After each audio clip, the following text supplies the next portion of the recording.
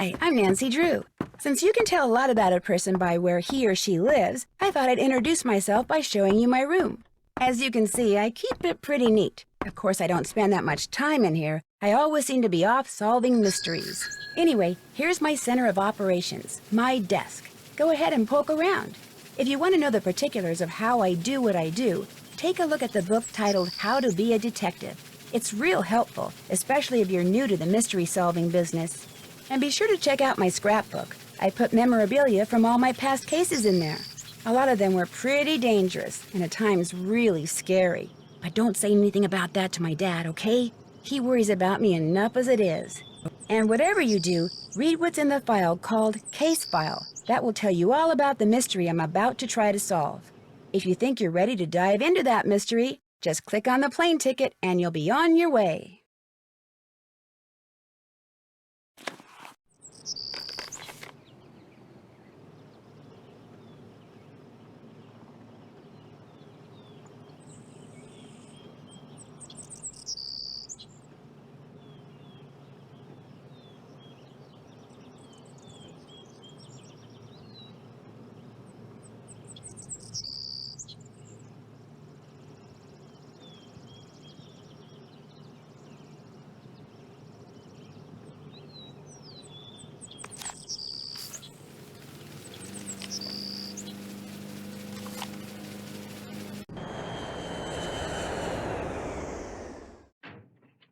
When Chantal told me you were just a young thing, well, I thought she was pulling my leg. But you're not much older than my little girl, Freddie.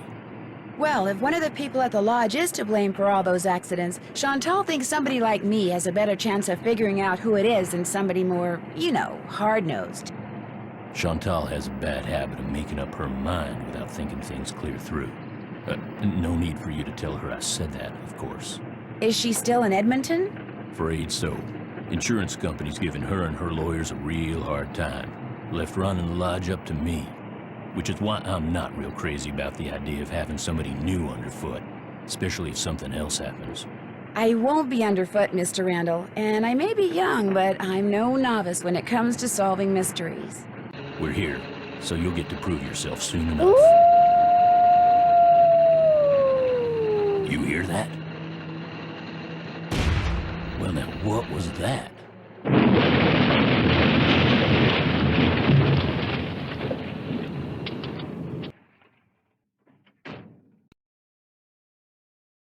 anyone in the bunkhouse when it exploded? No, ma'am. Everyone here at the lodge is accounted for. That's where Elsa and Becky had been living. Guess it was a good thing they quit after all. Elsa was my maid and Becky was my cook. Does the sheriff have any idea why the bunkhouse exploded? He said he'd know more after the lab was done running tests on the debris he'd collected. He did say the blast was pretty powerful. One of his deputies found the knob to the back door clear out on the highway. Oh, that does it. Nancy, you have to find out who or what is behind these incidents, and you have to do it fast. You sure you don't want to give your daddy a call? My dad runs a whole chain of resorts, Ollie. If you think I'm going to admit to him that I can't handle running just one, guess again. Besides, Nancy comes highly recommended, and I'm sure she's got a foolproof plan for getting to the bottom of this. Don't you, Nancy? Well, I was thinking that maybe I'd just be your new maid. You want to be my maid? That would give me access to everyone's room, and I could question people without making them overly suspicious. Oh, yeah, that's an excellent idea. All right, you're my new maid. In fact, you're my new cook, too. Your cook? Well, that way, Ollie can stop pretending he can even read a recipe, let alone follow one. You'll have even more excuses to talk to the guests, and I won't have to pay anyone. Why, I think that's a fine idea, ma'am. Now, we're not taking any more guests until this accident thing is cleared up. So I want both of you to make sure that the 4 guests we have are well taken care of. Especially that Olympic-caliber cross-country skier from Fredonia, Yanni Volstaya. The flair he brings to the lodge is just what I need to attract the European jet-setting crowd. I'm gonna be pretty busy trying to get rid of that wolf, Chantal. We heard it howl last night, just before the bunkhouse blew up. Well, do whatever you have to, Ollie. Oh, and Nancy, I want you to call this police detective I've hired as a consultant. I put his number on the phone there at the lodge. In fact, I think you know him. Tino Balducci? I gotta go. My lawyer's here. Good luck, you guys, and keep me posted. Coming! Tino Balducci. I'll get you a master key and leave it in your room. If you need anything else, I'll be in the basement.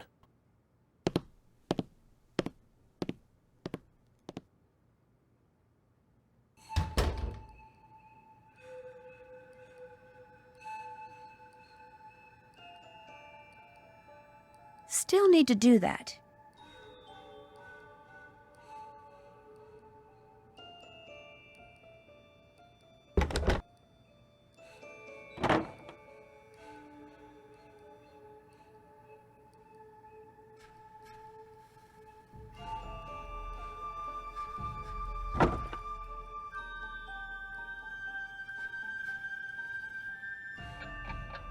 This must be the key Ollie said he'd leave for me.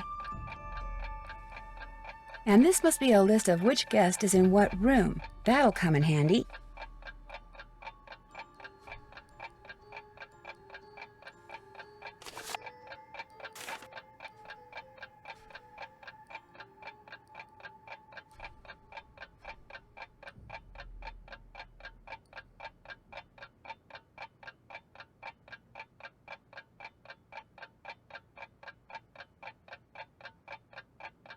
Skating pond maintenance.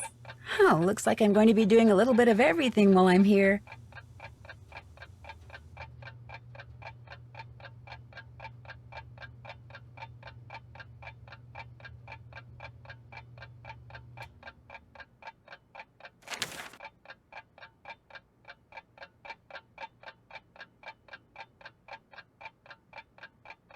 Report all avalanches to the Avalanche Patrol.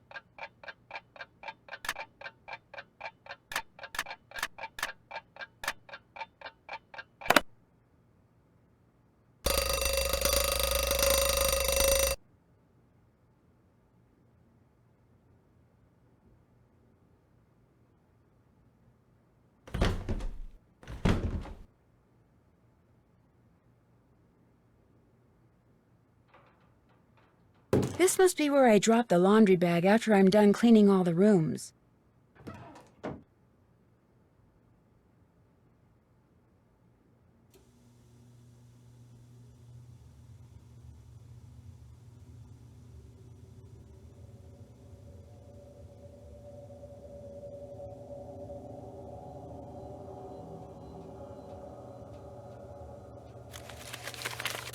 Chantal, this is my formal notice of resignation. Please call me at 555-2383 if you expect any delay with the check. Elsa.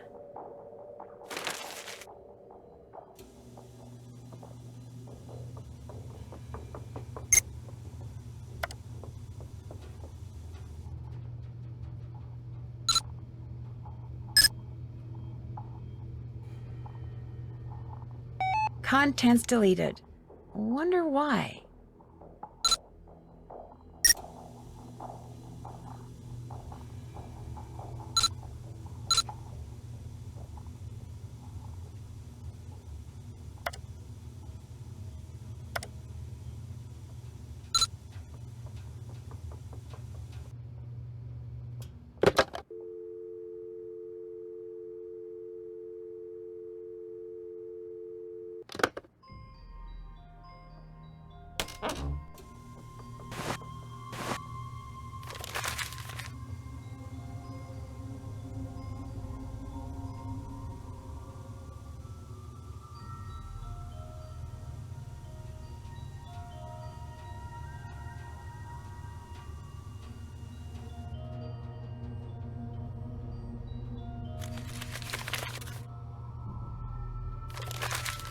Looks like Elsa was having major boyfriend problems.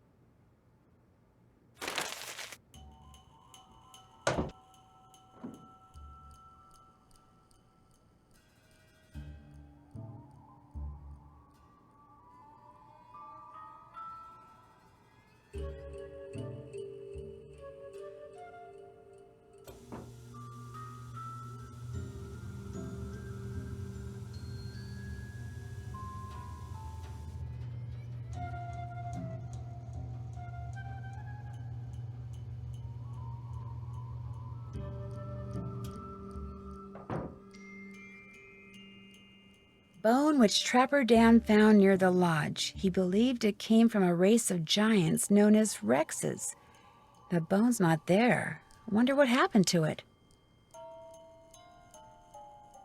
Snowshoes owned and used by Trapper Dan in early 1900s.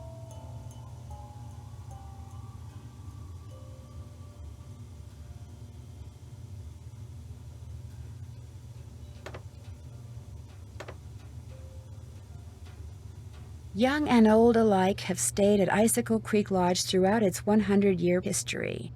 Looks like some of the pictures are missing.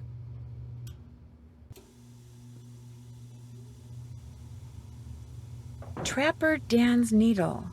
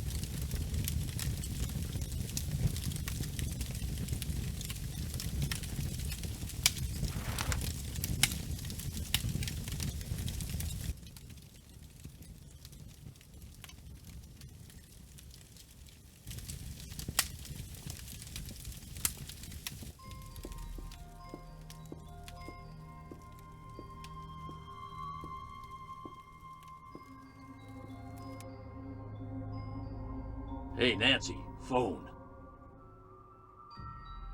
Cooking all the meals is your job, Nancy. Now get into the kitchen and be ready to cook up a storm next meal. Or else. Okay. One more thing. Ask Yanni if it would be all right if I used his name and picture on the Icicle Creek Lodge website. I mean, when I finally have a website, it would be great publicity, okay? Sure. Good. Talk to you soon.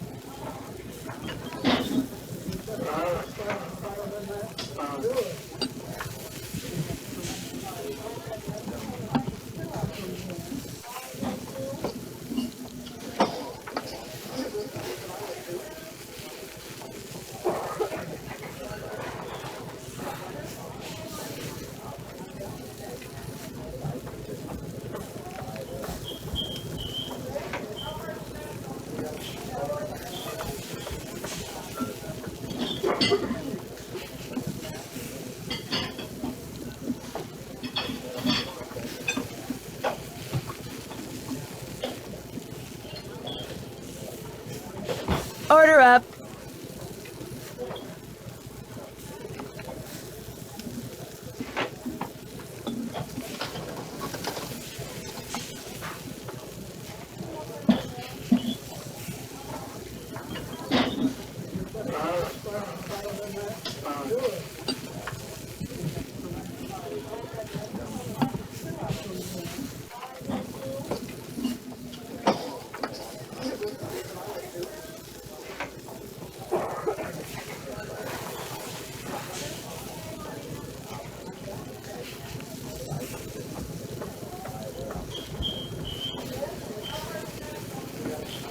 Order up.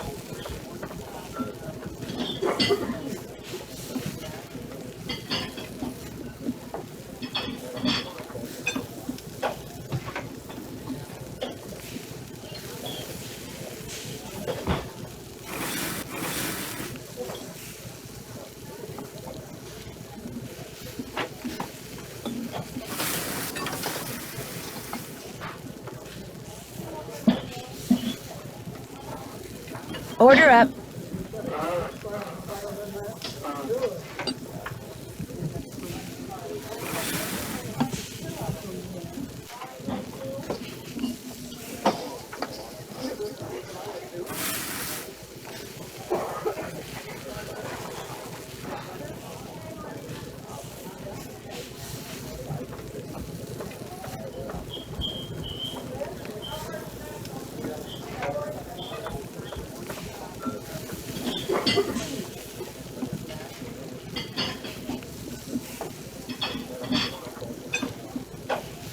Order up.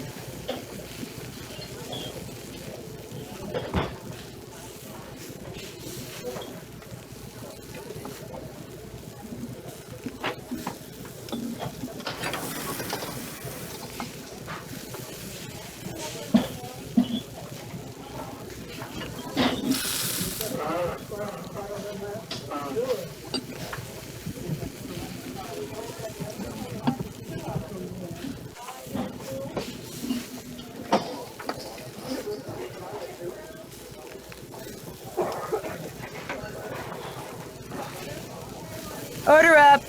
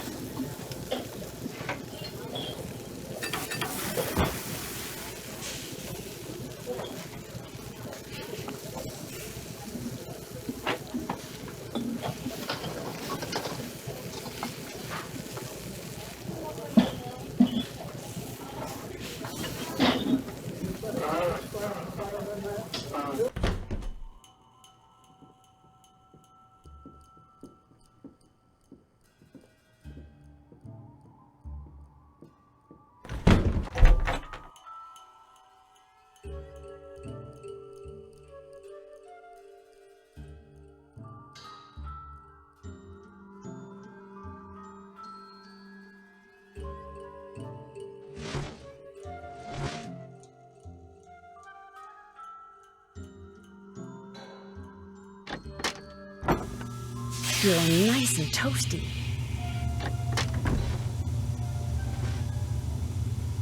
Need something? I just thought it'd be a good idea to talk to you before I talk to the guests. Well, I'm afraid you're wasting your time. I ain't much of a talker. I don't get things said. I get 'em done. Then why aren't you trying to find out who's behind all these accidents? 'Cause I already know. I'm building something that's gonna solve all our problems. A wolf trap. One that'll finish off that thing out there once and for all. You think the wolf is causing the accidents? Not a doubt in my mind. Everything was A-OK till it showed up and started howling. It's bad luck. And something's protecting it. Something unnatural. Why do you say that? Yesterday I went looking for it. I tracked it and finally found it, sitting across the creek, not 20 yards away from me, just staring at me. So I raised my rifle, drew a bead, and fired. Easiest shot I've ever taken in my life. And I missed. So I fired again, and I missed, and then I missed again, and all the while it just sat there staring until finally it just stood up, walked toward the brush just as calm as could be, and disappeared. Wild animals just don't act like that, and I just don't miss like that. There's something real weird about that wolf, and I ain't gonna rest till I get rid of it. So maybe we should just find something else to job out. You met my little girl yet?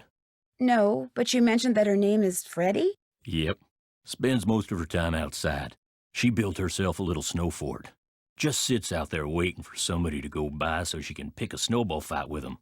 I keep asking her how she manages to stay warm all day, but she won't tell me. Says she's got a secret weapon.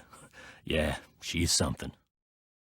Can you tell me more about the accidents that have been happening around here? Nope, sure can't. You can't or you don't want to? Chantal and those lawyers of hers said I couldn't talk about them. Supposed to direct all questions to her. Sorry. How long have you worked for Chantal? About 1.5 years. I was her first hire, best hire, too. I could run this place single-handed if I had to, just like I'm doing now.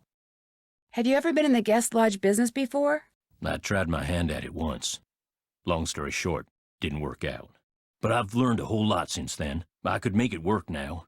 Just need to find the right property, get my hands on enough cash to make a down payment, that's all.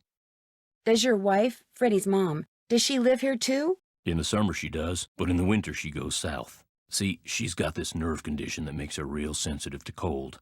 Freddie'd like to go with her, but until Chantal stops putting off giving me that raise she promised me, sending Freddie south too is out of the question. I'll get out of your hair now. Good. Oh, no. Is something wrong? You are what is wrong. Chantal said there will be no more guests to make noise at all hours and disturb my training. Yet what stands before me? A new guest. No, I'm not a guest. I'm Nancy Drew, the new maid, and the new cook. Forgive me. Allow me to start over. I am Yanni Vokstaya. I am here to train for the Eastern European Cross-Country Championship. I spend my days doing interval work, drills, and isometric exercises. I follow a strict program, one painstakingly designed by a team of the best coaches in Fredonia. In fact, under no circumstances are you to use your key to let anyone into my room. My competitors are constantly spying on me, trying to steal my techniques. I understand. No, what you must understand is this. If anything is missing or so much as out of place in my room, you can expect a visit from me, and it will not be a pleasant one. Have you ever seen the wolf while you were out training? No, for which I'm very grateful. In my country, in Fredonia, it is said that the gaze of the wolf will make you go blind. Really? They are creatures of infinite evil, and that is all I am going to say on the matter. Chantal would like to use your name and picture on her website when she gets it up and running. Would that be okay? I am sorry, but no. Oh, well, so much for that. I've disturbed you long enough. It has been a pleasure.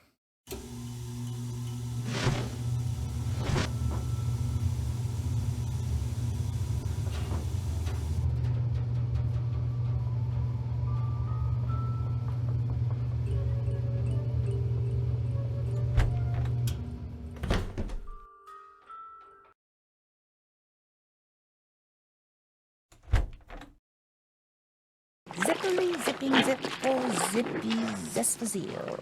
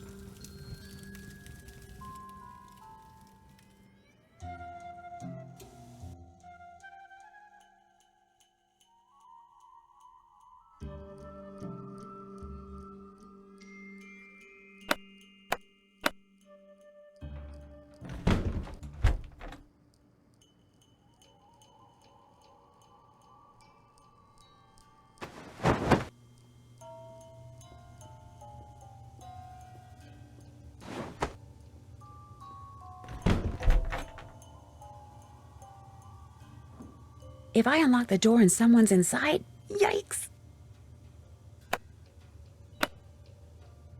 If I unlock the door and someone's inside, yikes!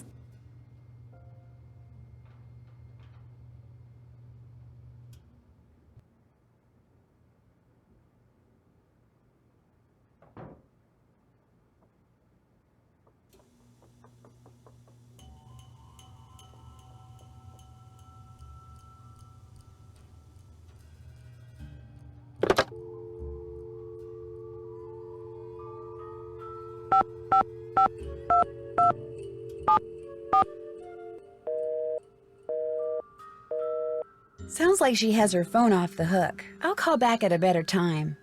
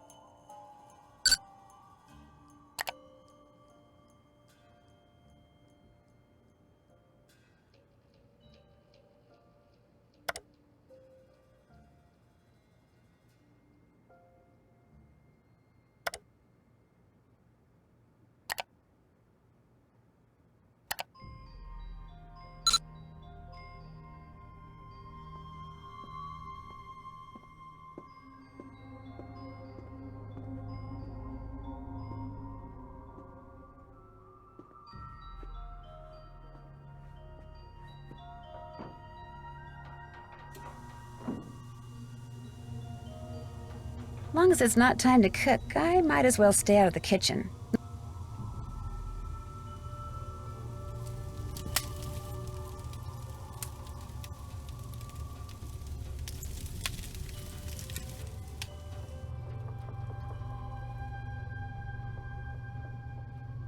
Carrying this laundry bag around's a pain. I need to dump it down that chute upstairs.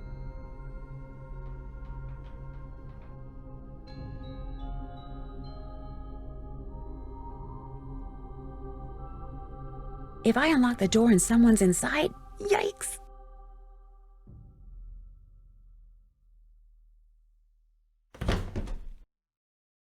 I am Miles the Magnificent Memory Machine.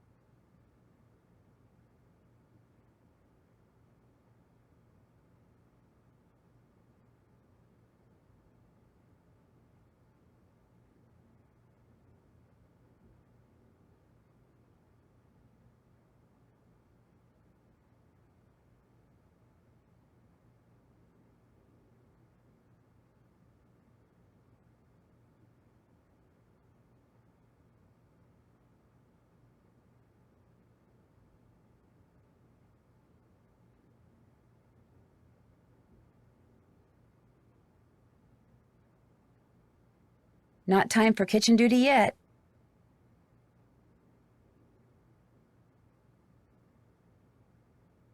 I'm staying out of there until I have to fix a meal.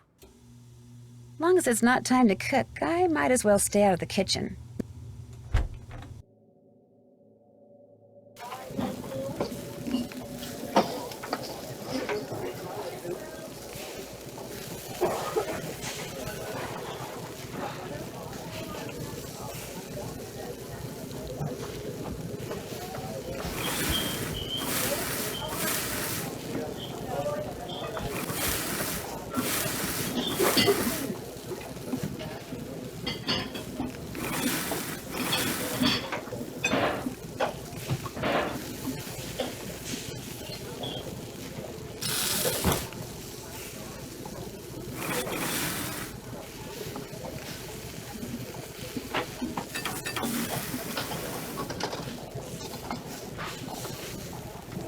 Order up.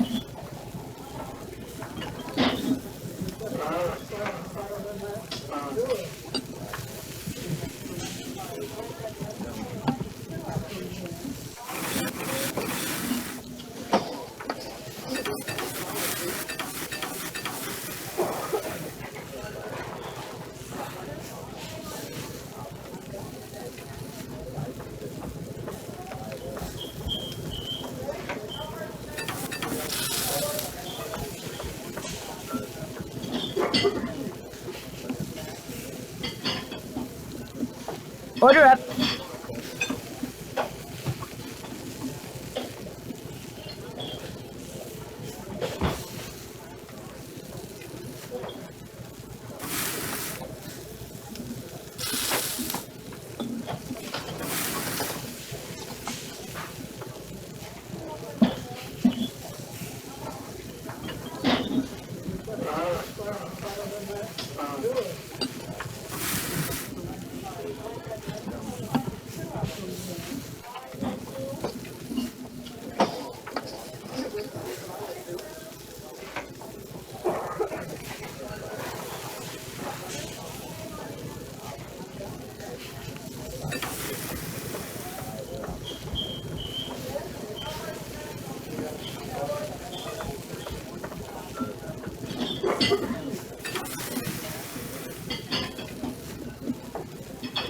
Order up.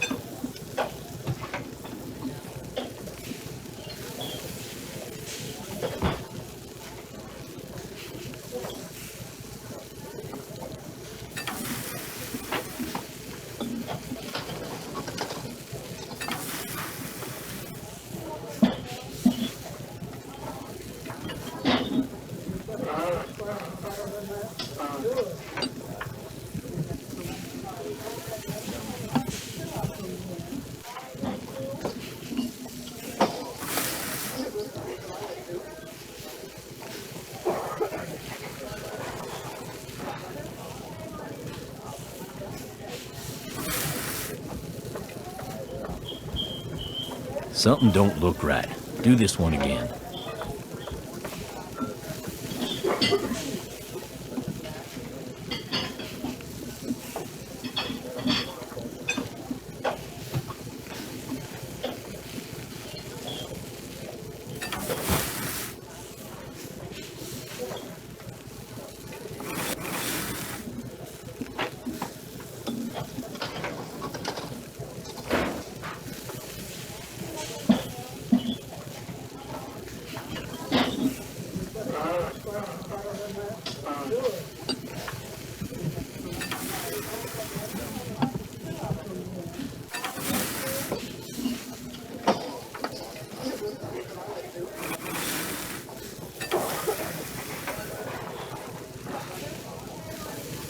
Order up.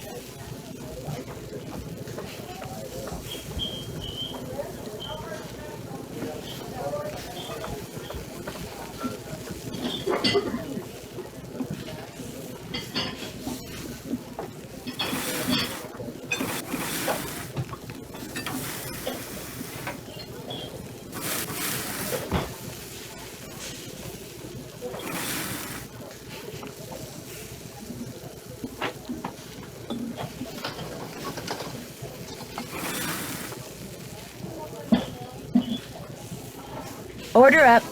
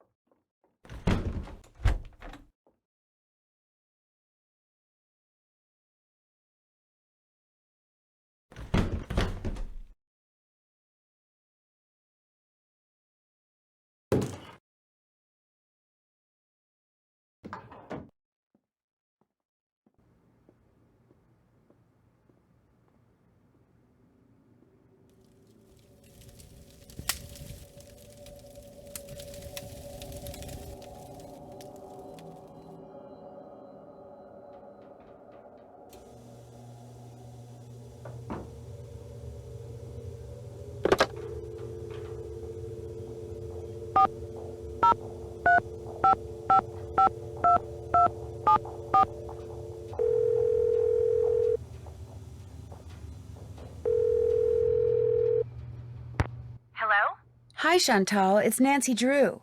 You know who's behind the accidents? Not quite yet. Oh. About Tino, I'm not totally comfortable with the idea of consulting with him on this case. Why not? Two heads are always better than one, and I find him to be very knowledgeable and kinda charming. Do you know what he did when we were on that train trip Laurie Gerard arranged? He didn't go into a lot of detail, but he did say that that's all water under the bridge. In fact, I insist that if and when you're stumped about something, you ask Tino to help you out. That's what I'm paying him for. Agreed? Agreed. Good. I'd like to know more about the accidents. I asked Ollie, but he said you said he wasn't allowed to talk about them. I didn't mean he couldn't talk about them with you. Ugh.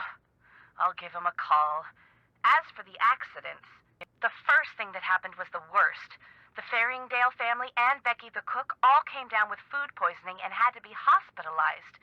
Somehow, the potato salad got contaminated, although Becky swears it wasn't because of anything she did. I cannot tell you how awful it was. All 5 people became violently ill at roughly the same time.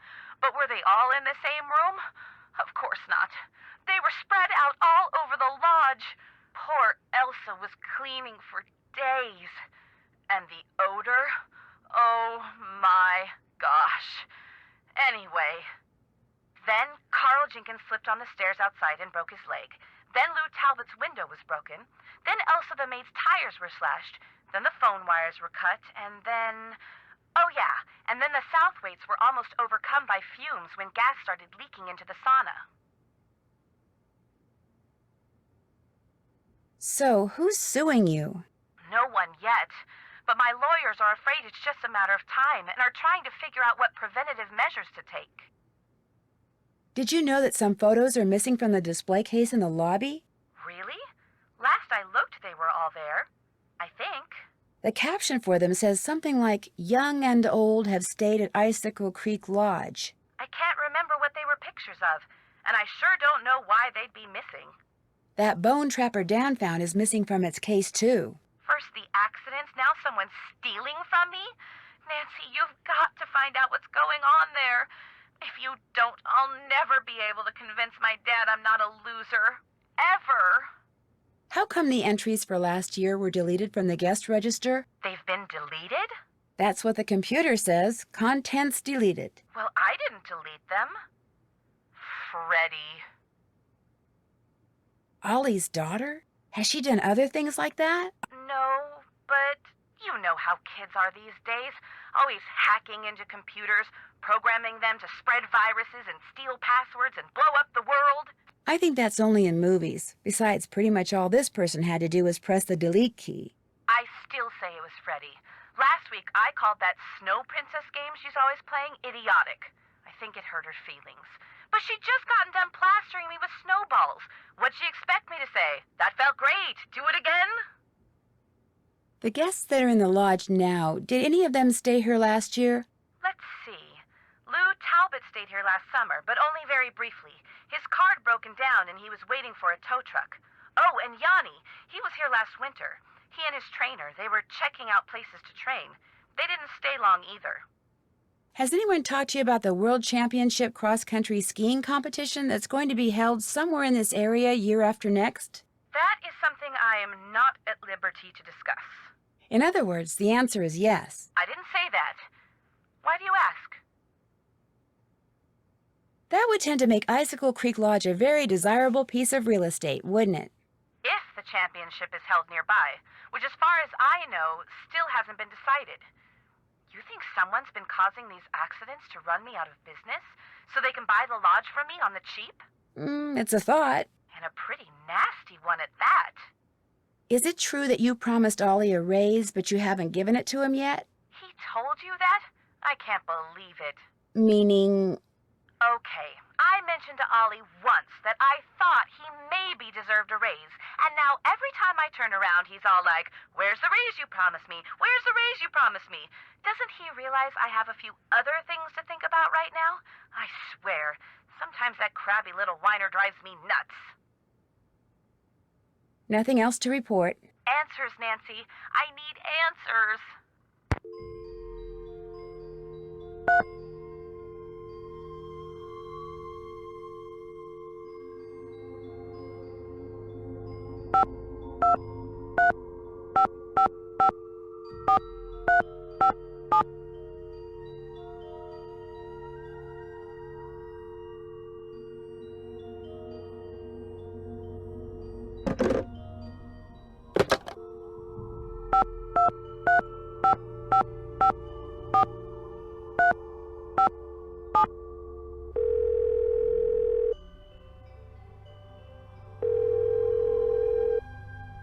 Hello? Hi, Ned. It's Nancy. Hey, Nance. I couldn't tell it was you because you're not calling from your cell phone. No coverage out here. I'm in the middle of the Canadian Rockies, remember? Oh, I haven't forgotten. Everything okay? Well, as a matter of fact, just as I got here, the bunkhouse blew up. Yikes. So there was another act of sabotage? Or it could have been an accident. The sheriff is running some tests, and I haven't taken a really good look at the crime scene yet. Nothing like starting things off with a bang. Sorry, couldn't resist. A lone wolf has been hanging out around the lodge lately. A wolf? That's kind of cool. The handyman, Ollie Randall, is bound and determined to get rid of it. Says it doesn't act the way normal wolves act. Really? Maybe there's something wrong with it. Something that would make it dangerous. You keep your eyes open when you're outside, Nancy. Bad news. Chantal is insisting that if I need help, I get it from this police consultant she hired. A guy named Tino Balducci. Tino Balducci? Not that cop who- That's the one. How does Chantal know him? All I know is she thinks he's charming, and for this case I have to get all my hints from him. Well, I'm sure he'll be very helpful. Not as helpful as, say, I would have been, of course, but very helpful. It was great talking to you. I miss you, you know. I miss you too. Bye, Ned.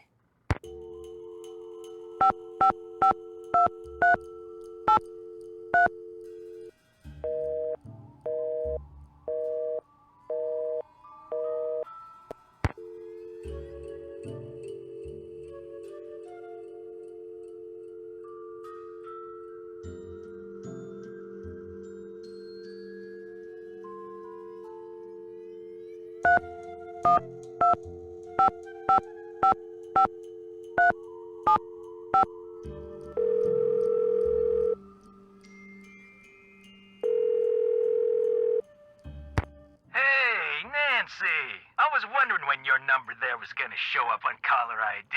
This is Tino Balducci. Remember me? From that last train to Blue Moon Canyon we went on? Yeah, I'm the one who helped you find that long-lost treasure. I'm not sure helped is the right word, Mr. Balducci. Please, call me Tino. In fact, Tino, I'm a little surprised you're still in law enforcement, considering some of the unethical, if not illegal, stunts you pulled back then. Hey, that's all behind me. Ancient history. Water under the bridge. So, looks like we're gonna be working together on this sabotage thing, huh? Looks like. Well, you'll be happy to know that I'm working on something that'll pretty much crack this case wide open. But in the meantime, what can I do you for? I'm curious, how do you know Chantal? Friend of a friend heard about all the problems she was having up there and immediately figured she could use my crime-solving expertise. So I gave her a call, we had lunch, we hit it off, and bingo. I got myself a new client. How many clients do you have? I have enough. I mean, you know, you go spreading yourself too thin in this business, and the next thing you know, crime out the wazoo. Hey, look, you sure you don't need a hint or something? Nope, I'm good. Oh. Well, Chantal hired me to be at your disposal, so you know where to find me. Arrivederci. Bye.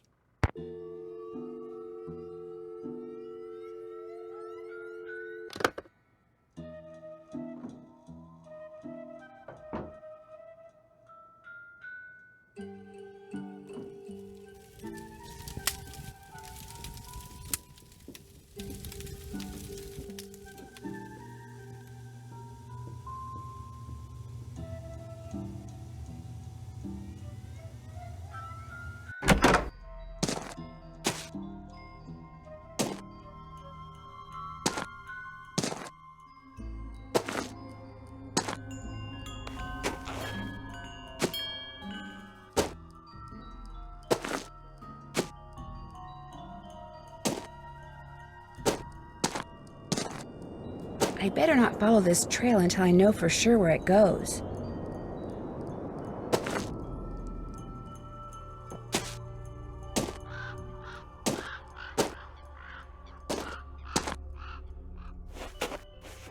Halt! Who goes there? Nancy Drew? Nancy Drew shall not pass unless and until she proves herself worthy. And how does she do that? By hitting the Snow Princess 10 times. Snowballs only, no ice balls. What are ice balls? Snowballs made of ice. If you get hit with one, it can knock you out. So don't throw any or I'll tell my dad. You must be Ollie's daughter, Freddie. I am the Snow Princess. Prepare to defend yourself.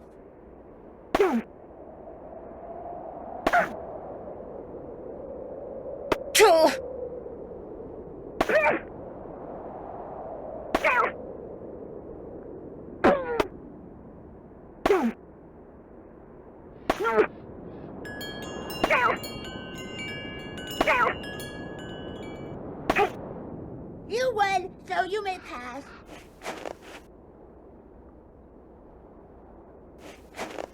Stop! You cannot pass until you have proven yourself in battle.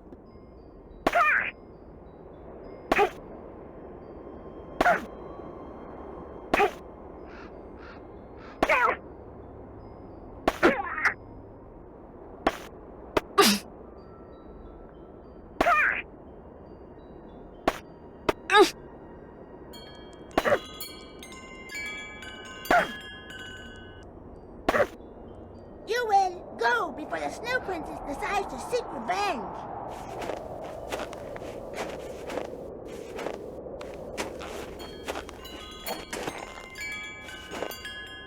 The face from a clock, it's all melted. Part of the timing device that was used to trigger the bomb that blew up the bunkhouse, maybe?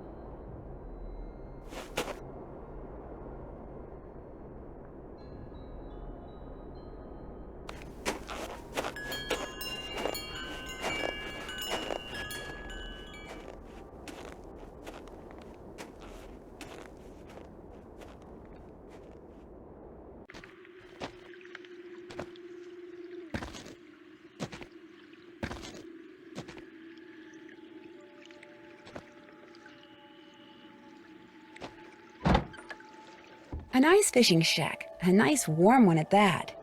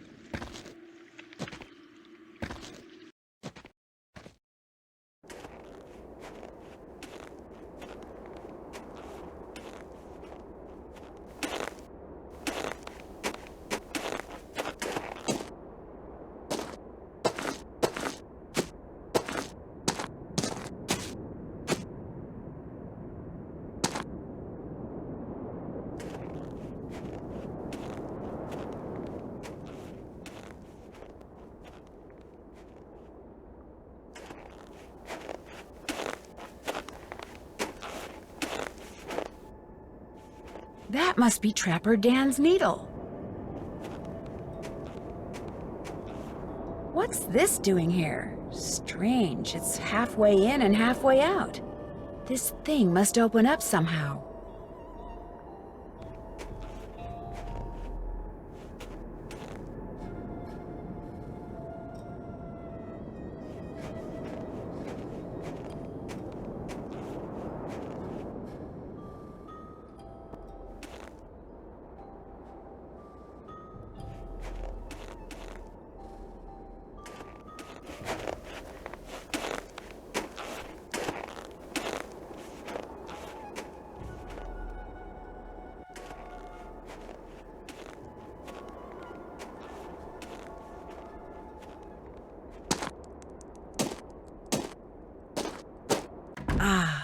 alarm again.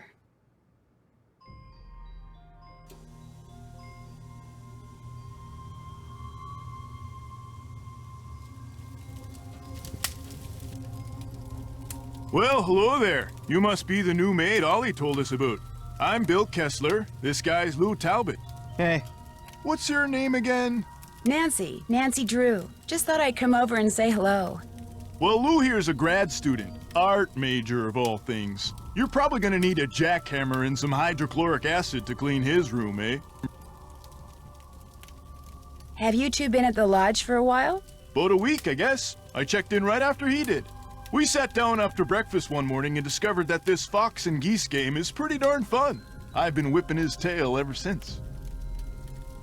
You didn't just come here to play games, did you? Heck no.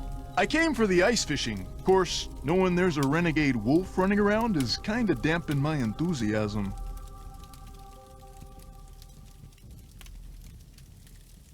Have you seen the wolf? Just heard it. Every night since I've been here, in fact. Gets creepier each time. They should get rid of it, and the sooner the better. They didn't put up with wolves prowling around this place 40 years ago, and they shouldn't put up with them now. What are you, Little Red Riding Hood? That wolf's not hurting anybody. People should just leave it alone. You'll be singing a different tune when it has some little kid for breakfast, then has you for lunch. Not gonna happen, dude. Trust me, if something bad can happen, chances are it eventually will, dude. Hey, I know what you can do. Shovel the snow off the skating pond so we can do some speed skating. Lou here thinks he's faster than me. You're like ancient. Of course I'm faster than you. You may have youth on your side, my friend, but I've been working construction since before you were born, which means I am more fit now than you will ever be. Get that pond shoveled so we can settle this, okay, kiddo? Consider it done. You're supposed to be shoveling snow off the pond.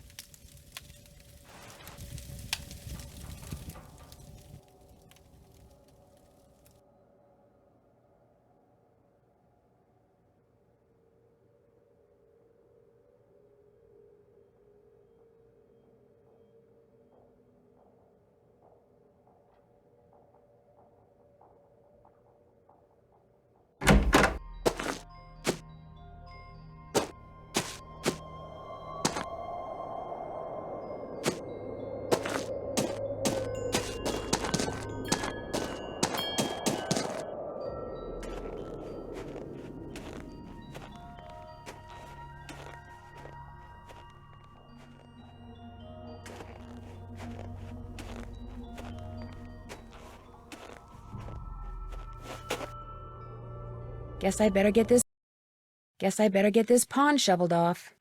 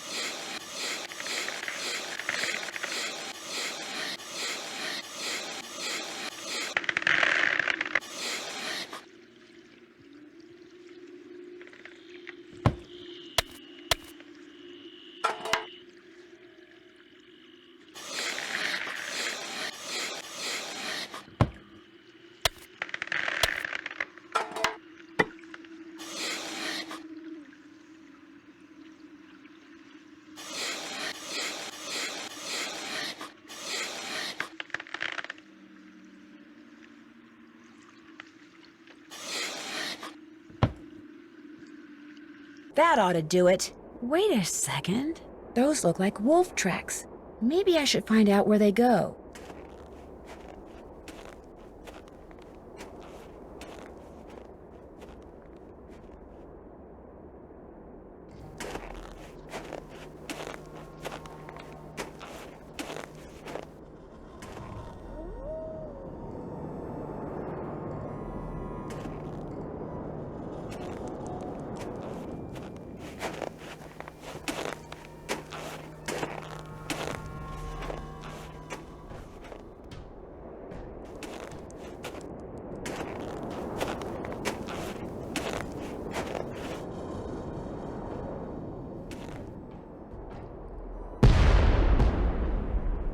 Sounded like an explosion.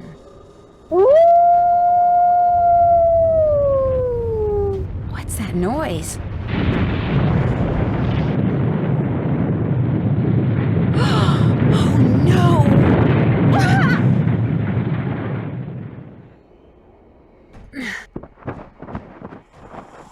I'm buried in snow.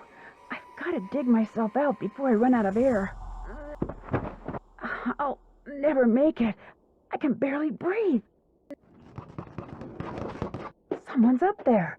Help! I'm down here! Right under you! Can you hear me? Help! I can't breathe! You heard me. Thank goodness.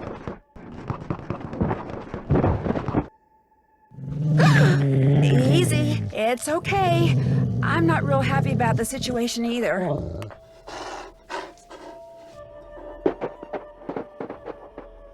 It's gone, but thanks to that hole it dug, I can breathe again. Now if I can just pull myself out.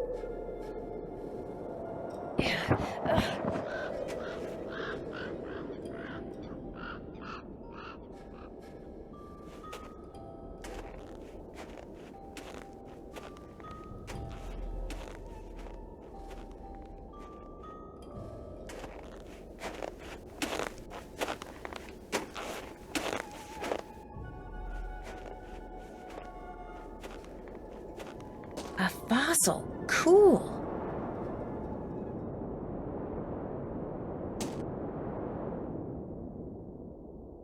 Wonder what kind of rocks those are. Go back to Chicken Ridge and risk getting caught in another avalanche? I don't think so. This must have been made by the explosion I heard.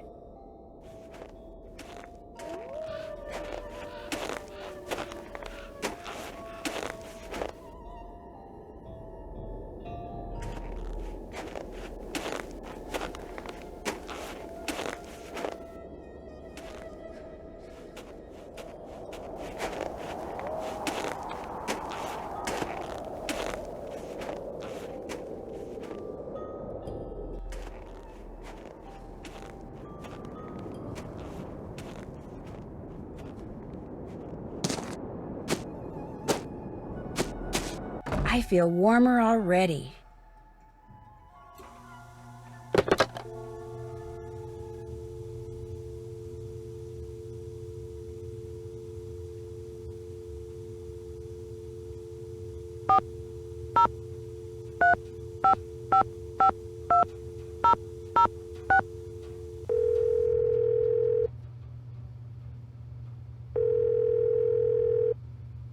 Avalanche Patrol, what's your location? I'm calling from the Icicle Creek Lodge, but I wanted to report an avalanche at Chicken Ridge.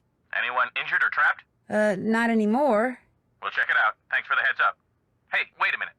You know Ollie Randall? The handyman here at the lodge? He's also on the patrol. Do me a favor and tell him that the explosives training in Calgary has been postponed till next month. Explosives training? Sometimes the patrol has to use explosives to bring down unstable snow. Yearly training sessions are mandatory. Ollie'll know what I'm talking about. I'll tell him. Appreciate it. One more thing. Have any of you guys been setting off explosives anywhere near the Icicle Creek Lodge recently? Nope, sure haven't. Well, thanks. Bye.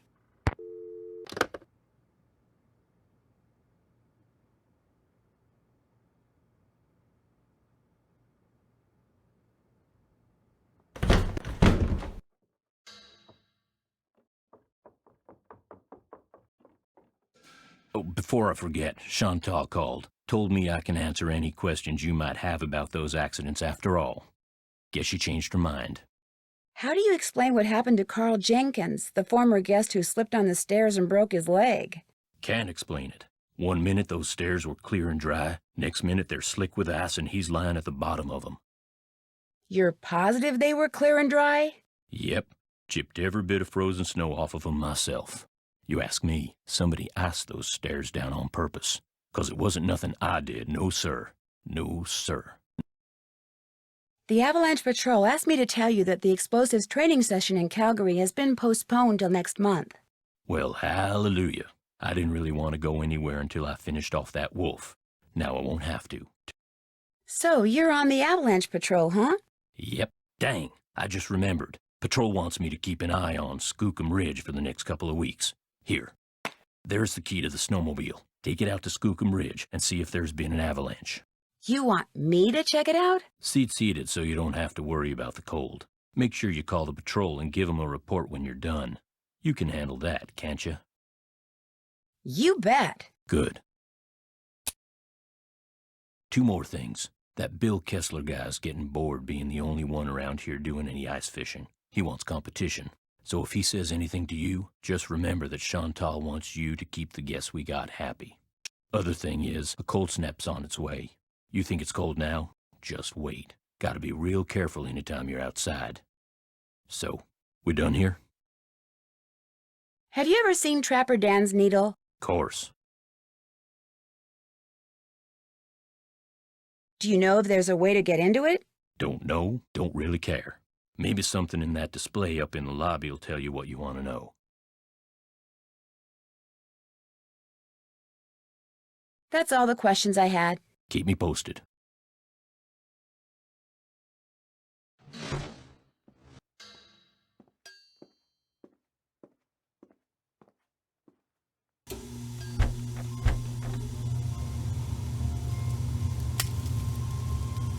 Hey, excellent job on the snow shoveling, eh?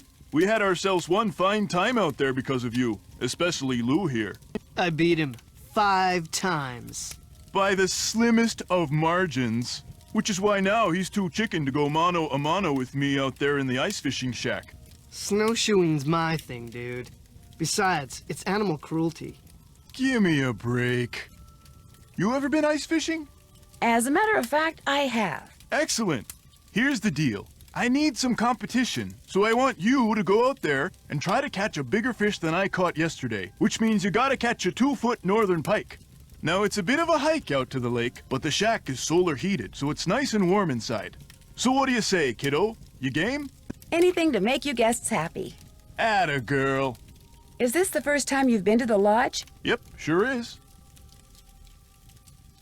Are you by any chance related to Rolf Kessler, the guy who used to build carousels around the turn of the last century?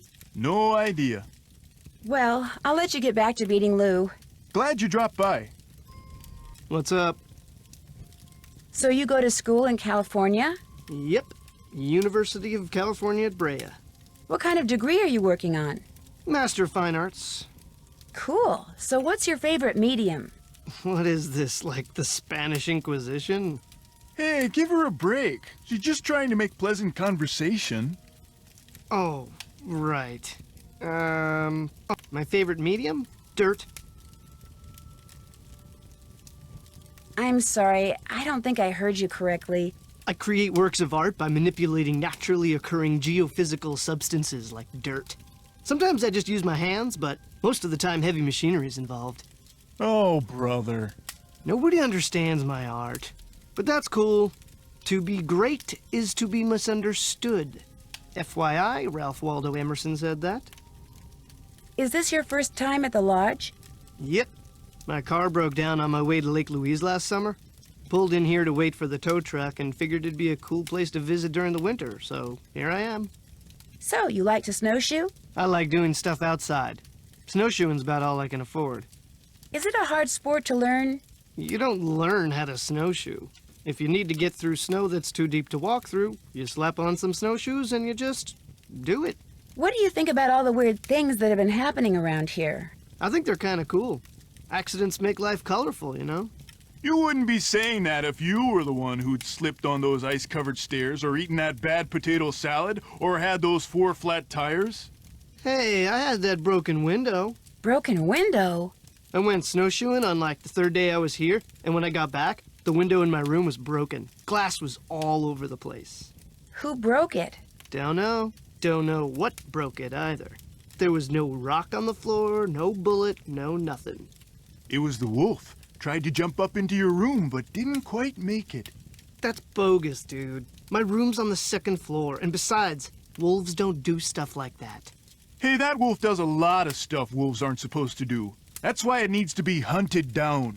It's just doing its thing, man. Get off its case. Anyway, my window broke and nobody knows why. Pretty awesome, huh? Do you ever see anyone else when you're out there snowshoeing? I see that Yanni guy sometimes. I'll be plodding along and he'll go zooming by. Those skis of his are like rockets, man. He's all like zippy zoom. Do you ever see the wolf? Never. Sometimes I hear it howl, though. Bad news, man. It doesn't take a very big sound to trigger an avalanche. And when you're out there by yourself, nothing will ruin your day faster than a couple of tons of snow roaring your way at 100 miles an hour. Tell me about it. I'll catch you later. Happy trails.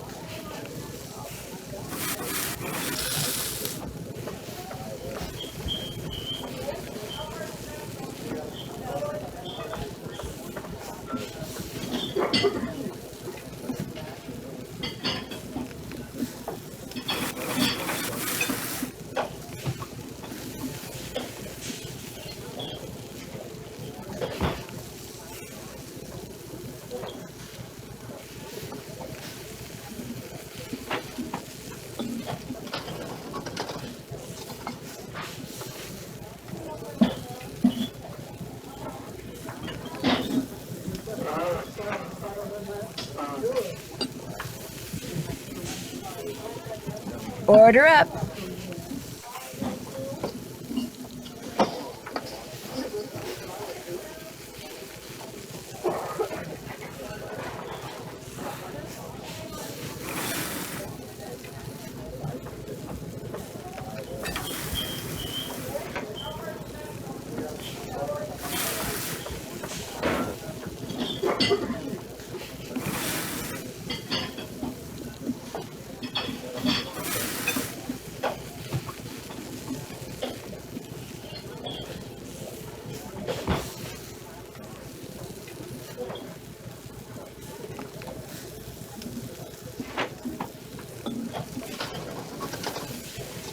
Order up.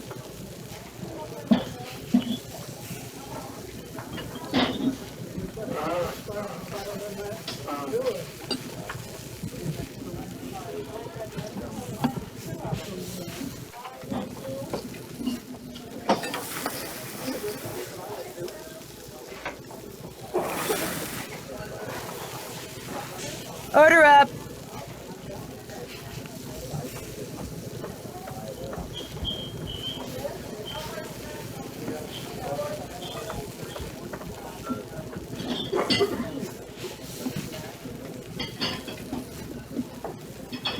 Order up.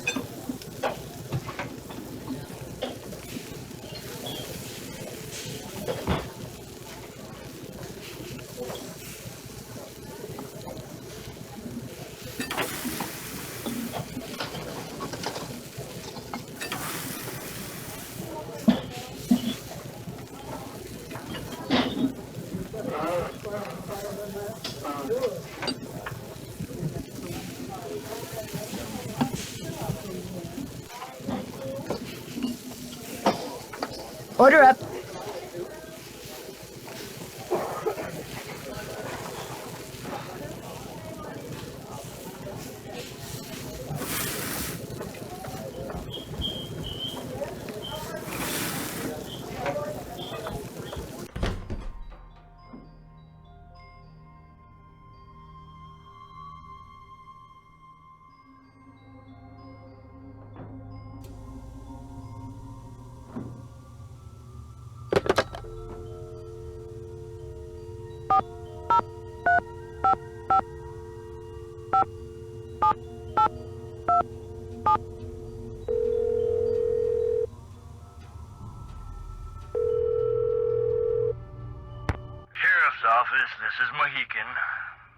Hi, this is Nancy Drew at the Icicle Creek Lodge. We met the other night when you were investigating the bunkhouse explosion.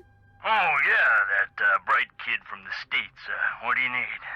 Well, I found a melted clock face close to where the bunkhouse used to be, and I wondered if it could have been what triggered the explosion. You know, the timer. I found that clock face, too. Left it there because any fingerprints on it would have melted away along with everything else. And besides, Ollie Randall said all the room clocks at the lodge looked like that. Could have been one that was in the bunkhouse to begin with. Oh, right. You shouldn't go poking around on your own like that. There could still be explosives lying around. Although, I hear it takes a pretty big bang to set off C4. C4? A plastic explosive? That's what blew up the bunkhouse. Lab result came in less than an hour ago.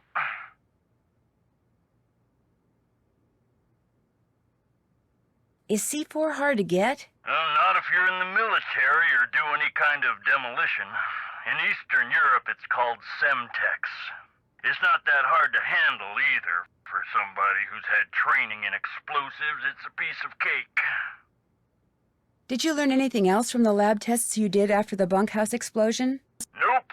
Unfortunately, that bunkhouse wasn't particularly well made, so when it exploded, pretty much everything got melted into a blob or blown to smithereens or burned to a crisp. Do you need some kind of permit to hunt wolves around here? No, ma'am. You mean Ollie Randall can go after that white wolf that's been hanging around outside the lodge and just shoot it? Yes, ma'am. It's always open season on wolves out here. You can kill as many of them as you want. Somehow that doesn't seem right. Well, the animals wolves go after don't have a problem with it, I can guarantee you that. I almost got caught in an avalanche at Chicken Ridge that was triggered by a big explosion. An explosion? Are you sure it wasn't just the sound of someone shooting a rifle, maybe? No, it sounded like someone had set off a bomb. In fact, afterwards I found a crater, like someone had deliberately blown a hole in the ground underneath the snow. Unless it was someone shooting off fireworks or something, I have no idea what it could have been. Thanks for your help. Goodbye.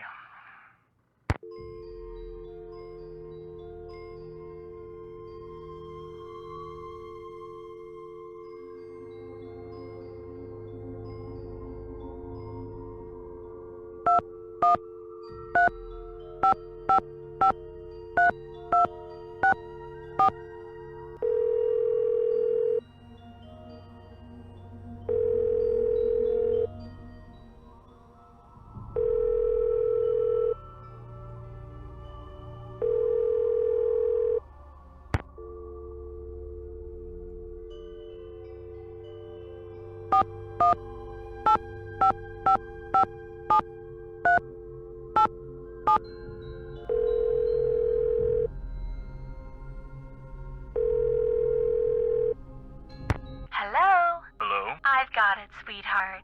Hi, is this Brenda and Derek Southwaite? Yes, it is. Is this a solicitation? Honey, you're so suspicious. Only because you can be way too nice for your own good, darling. I'm not selling anything. I just want to ask you about your recent stay at Icicle Creek Lodge. You mean Icicle Creek Lodge?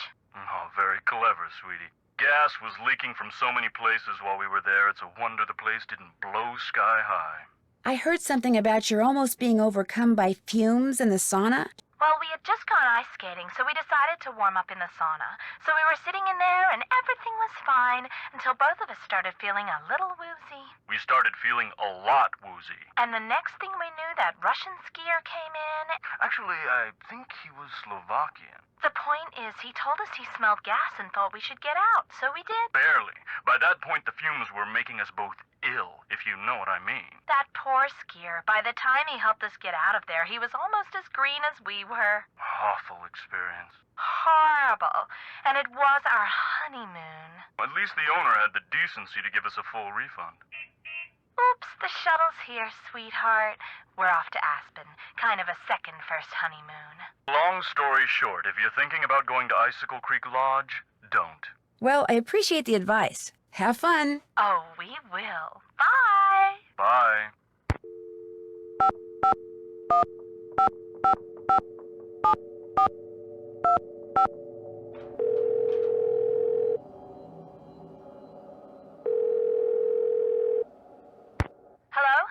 Hi, are you Mrs. Farringdale? Put your socks on in the car, okay? We're late.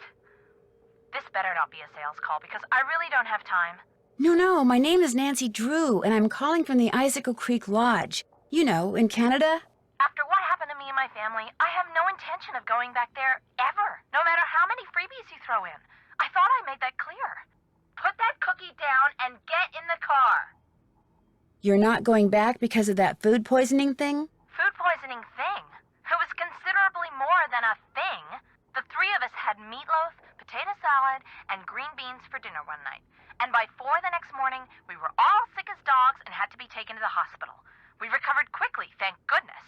But the minute we got out, we went straight to the airport. I will never set foot in that lodge again. The worst of it is, I made poor little Susie eat all of her potato salad that night. Eat it, I said. It's cold out. You need the carbs. Now she refuses to eat any kind of potatoes, even French fries. All our friends think she's a freak, and all our friends' mothers think I'm a freak for going to Canada for winter break instead of Disney World like everyone else. Turn that TV off. I have to go. Susie's got a soccer game, and I'm snack mom. Only I haven't been to the store yet. Maybe I can sneak out during halftime. Sure, just pull out the orange slices and no one will notice. Oh my gosh, the orange slices. Susie, get in the car! We have to go right now!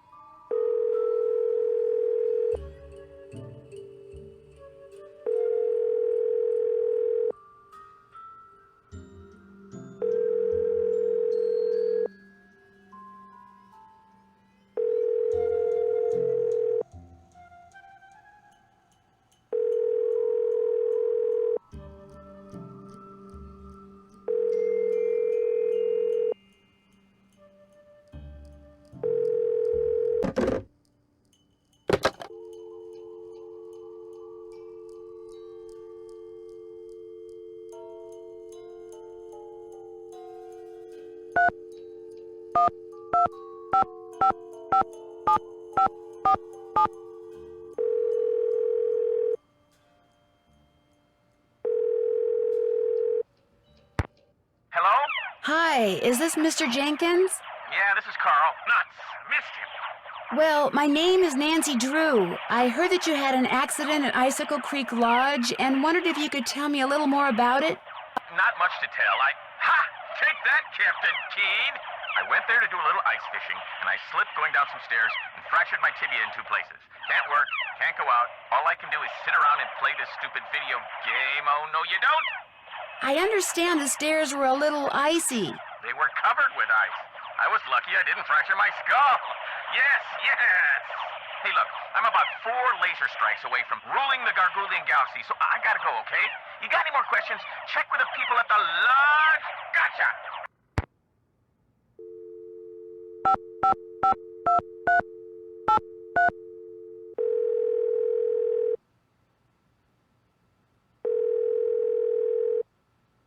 And pick me up a double-double while you're at it, okay? Yo, what's up? Is this Elsa Sybilhoff? Used to be. Now it's just Sybil. Sybil? Sybil. That's what I'm going to call myself when I audition for Canadian Idol. You're a singer? Rockstar. At least I'm about to be. Who's this? My name's Nancy Drew. I'm calling from the Icicle Creek Lodge. I hear you had some tire problems while you were here? Oh, yeah, right. It was that wolf. I heard it howling all night, and the next morning I went outside, and it just ripped my tires apart, every single one of them. That place is jinxed. I had to quit. Working there was just plain dangerous. So, if you're trying to deny my unemployment claim, forget it. I had every right to leave that job. You quit because a wolf chewed up your tires? Well, that is a little freaky, don't you think? Besides, it wasn't just that. One guy fell down the stairs and broke his leg, his whole family got food poisoning, and now I hear they got bombs going off up there. It's just a bad place to work, you know? My unemployment claim is totally legit. Your tires getting all torn up like that didn't have something to do with L, did it? L? L, as in I'm going to sell your collection of troll dolls on eBay? You found his stupid letters. Okay, so it was Larry. my insanely jealous ex-boyfriend. He got all crazed when I couldn't take time off to visit him and slashed my tires, the psycho. I blamed it on the wolf so I'd have a legitimate reason to quit and get on the pokey for a while. I just needed some time off and some cash, just enough to jumpstart my career, you know, because I got talent. I really do. Well, you're right. I shouldn't have lied like that. Look, I'll contact the unemployment office and tell them the truth, okay?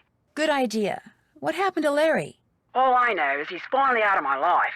Take it from me. Do not ever, ever, ever think for 1 second that having a jealous boyfriend is in any way, shape, or form a good thing.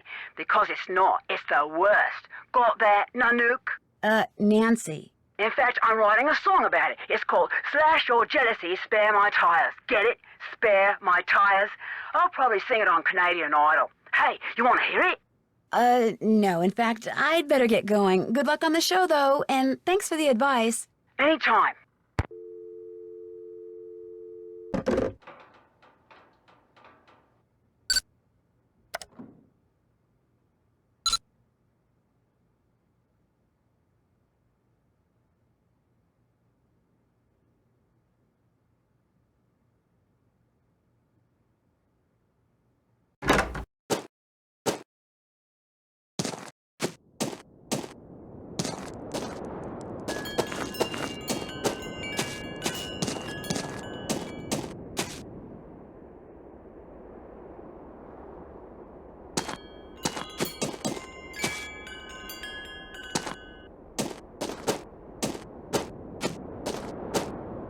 I better not follow this trail until I know for sure where it goes. Stop! How dare you trespass here? You shall pay for your insolence.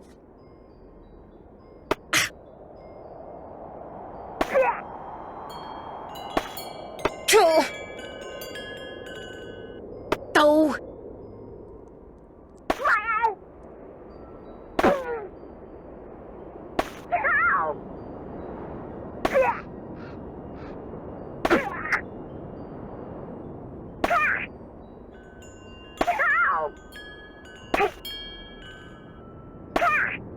The Snow Princess surrenders. For now.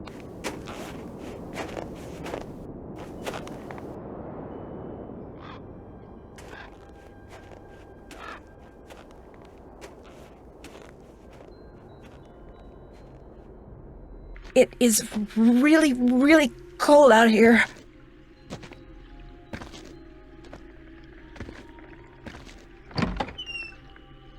Oh my gosh. It looks like someone came in here and just wrecked everything, including the fishing gear. So much for catching a 2-foot northern pike. Left behind by whoever trashed this place, maybe? 202-555-7237. That's a U.S. phone number.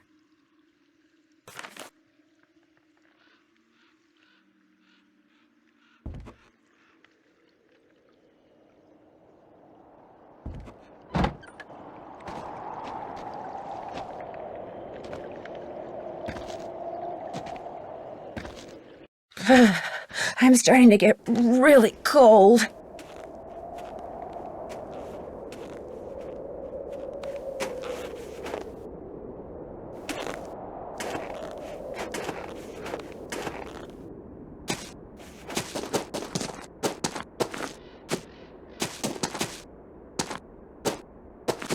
I feel warmer already. Somebody left me a note.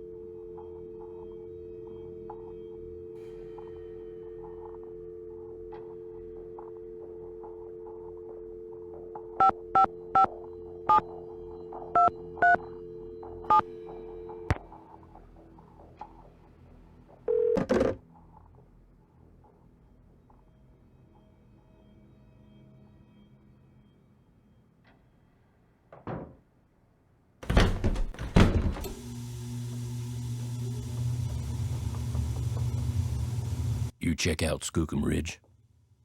Not yet. What else do you want? Someone went into the ice fishing shack and ruined all of Bill Kessler's equipment. Probably some animal-loving eco-fanatic who figured it was time to save the fish. So much for trying to catch a bigger fish than Mr. Kessler. Say no more. There's my tackle box. It's all yours. Kessler tried to rope me into competing with him, but I can't very well do that when you've got my hook and line now, can I? No, I don't suppose you can. What else do you want? That's all the questions I had. See you later.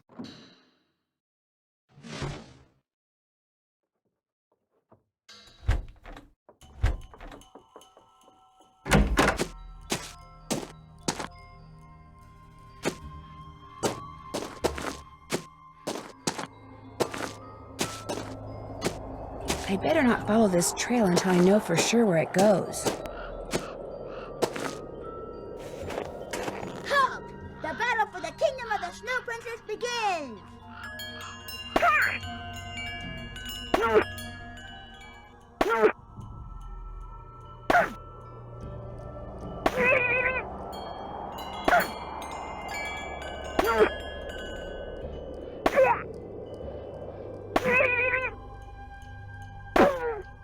You win! Bombs away!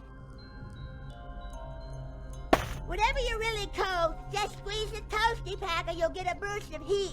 It only works when you're already cold, and you can only use one toasty pack at a time.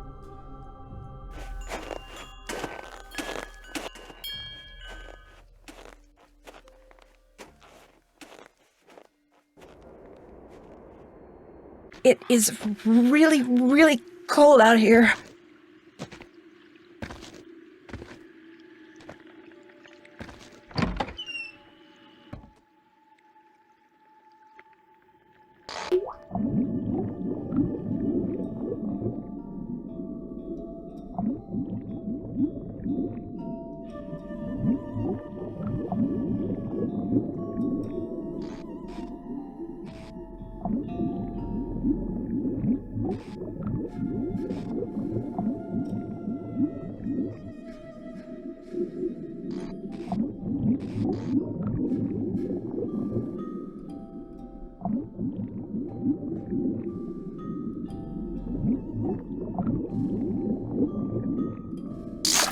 Wrong again.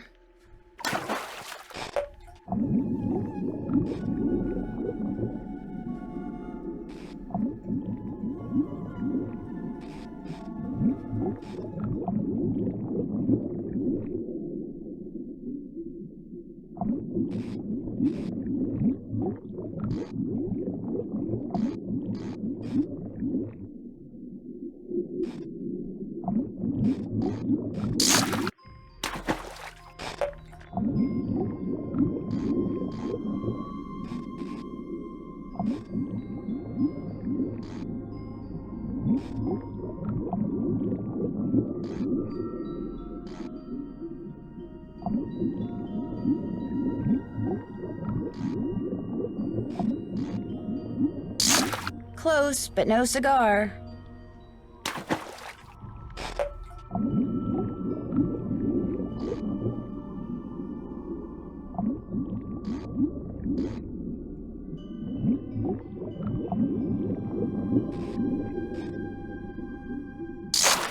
I snagged a log. There goes my line.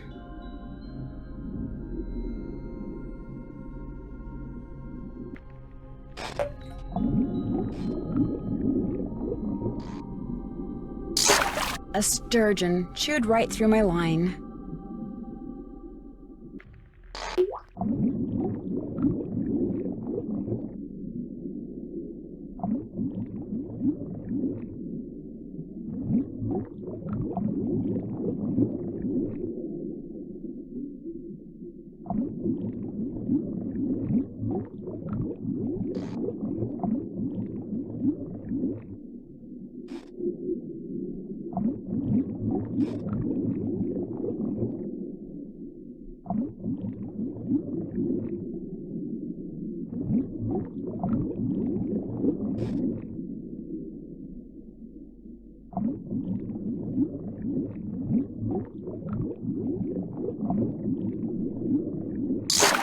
That won't do.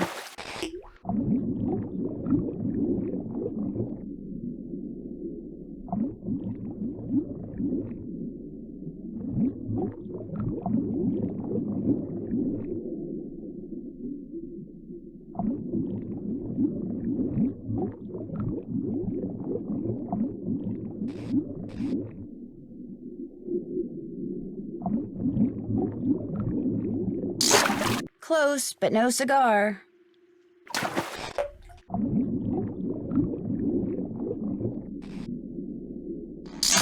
Doesn't quite measure up.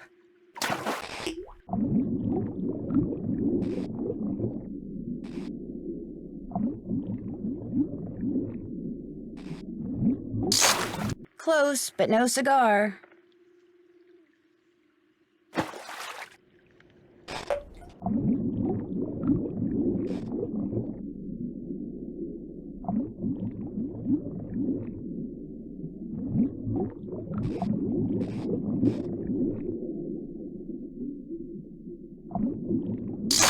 I broke my line.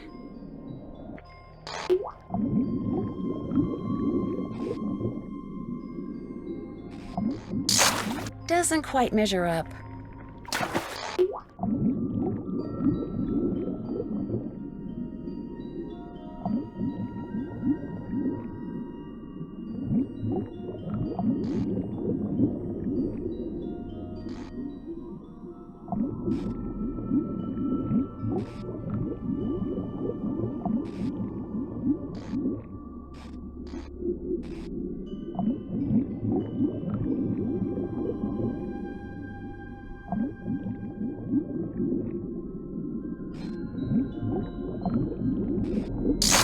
There we go, a 2-foot northern pike. No more fishing for me.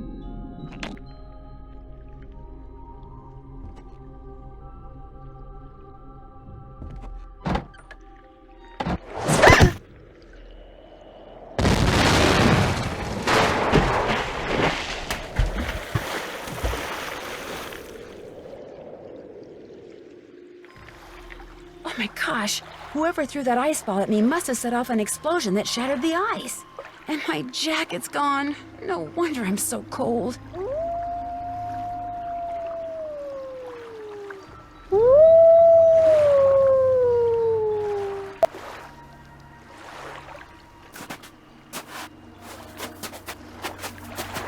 A coat.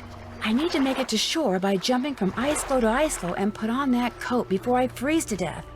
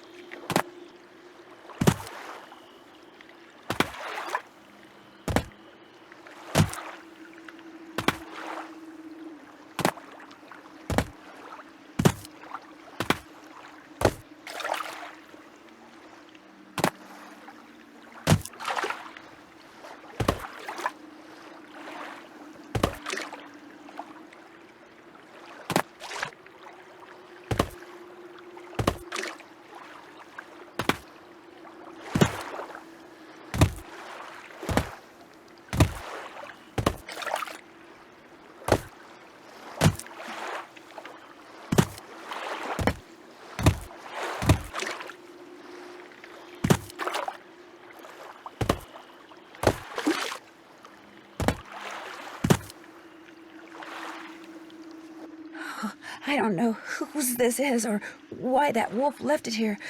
But at least now I won't freeze to death. I feel warmer already. There's a note in one of the pockets. Since I can't go back the way I came, maybe these tracks will lead me to shelter.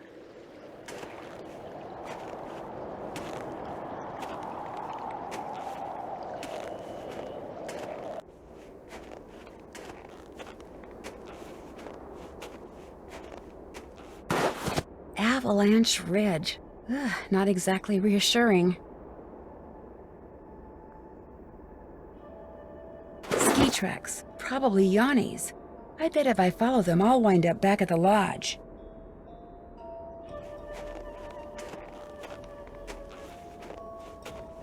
I can't stop shivering. I need to get in and out of the cold, like, soon.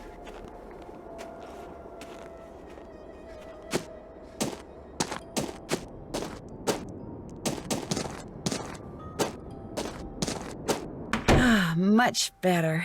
I was really cold.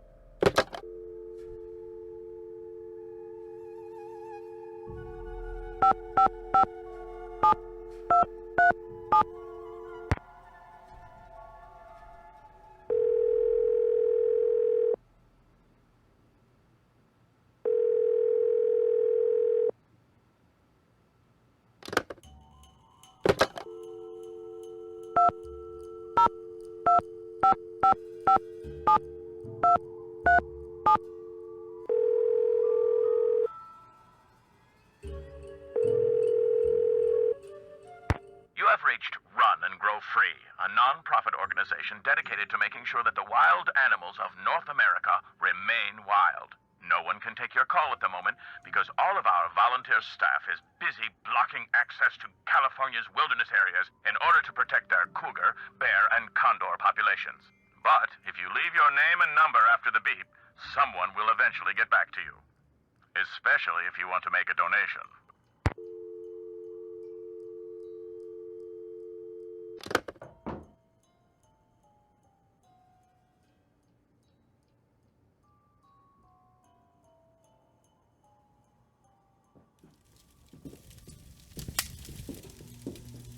Nancy, hi! What the heck happened out there? Actually, I'm not quite sure. I walked out to Icicle Lake to see how you were doing in the fishing shack, only there wasn't any fishing shack. There wasn't even a lake. The ice was all busted up like somebody dropped a bomb on it. All I know is, after I caught that 2-foot northern pike, I walked outside and someone knocked me unconscious with an ice ball. The next thing I knew, there was an explosion and I was on an ice floe in the middle of the lake with no coat and no fish. Somebody decked you with an ice ball and blew up the lake? Holy moly! Probably you. Couldn't stand the thought of losing to a girl. Har har. The good news is you're okay. The bad news? No more ice fishing. Well, I better get back to work. Okie dokie. What's up? Nice talking to you. Happy trails.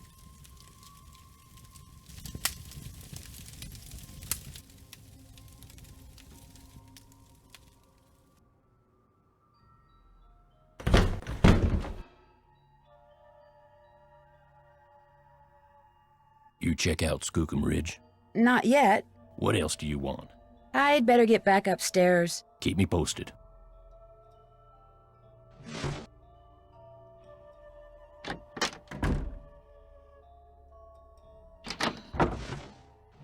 Nancy, I am glad to see you. Are you all right? You seem upset. You must listen. I was outside skiing very fast, as usual, and suddenly, boom! Snow, dirt, rocks, everything went flying into the air right in front of me. There is a mad bomber on the loose. Did you see anyone? I saw no one, not before, not after. My competitors bombed the bunkhouse thinking I would be so frightened that I would abandon my training and leave. Only I wasn't frightened, so now they are trying to bomb me. Do you think they're responsible for all the accidents that have been happening around here as well? My competitors and the governments behind them, they are as desperate as they are ruthless. They are capable of anything. They can operate anywhere in the world, under all conditions. It would not surprise me if someone right here in the lodge is right now under their employ. But to them, I say, "Pah!" They do not scare me. I am the best cross-country skier in the world. I will neutralize their petty threats with my excellent strength, skill, and speed. I am sorry. Enough about my problems. Did you want something? Ever see Lou Talbot when you're out there training? The college student?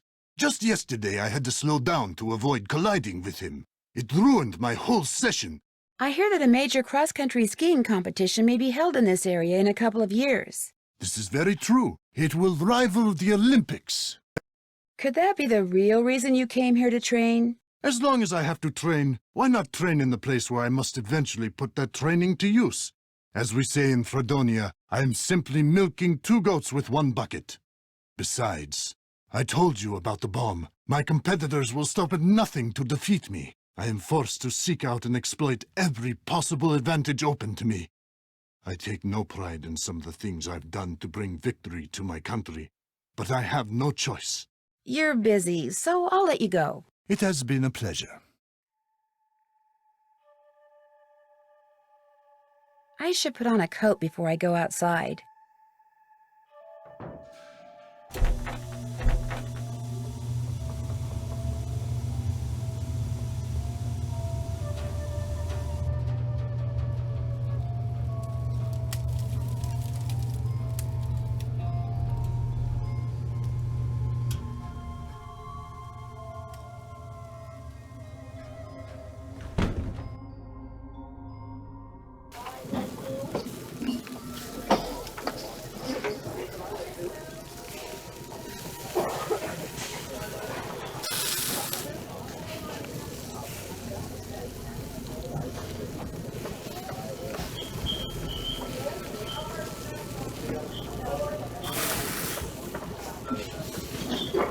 Order up.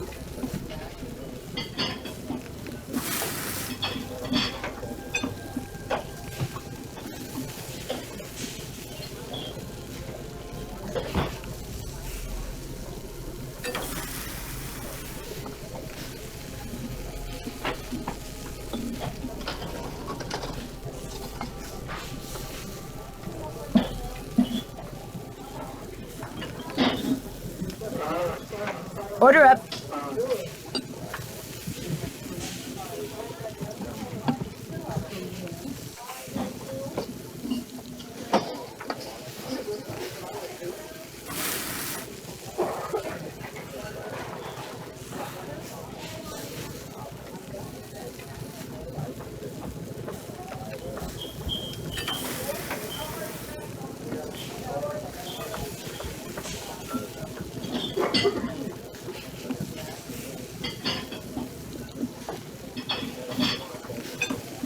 Order up.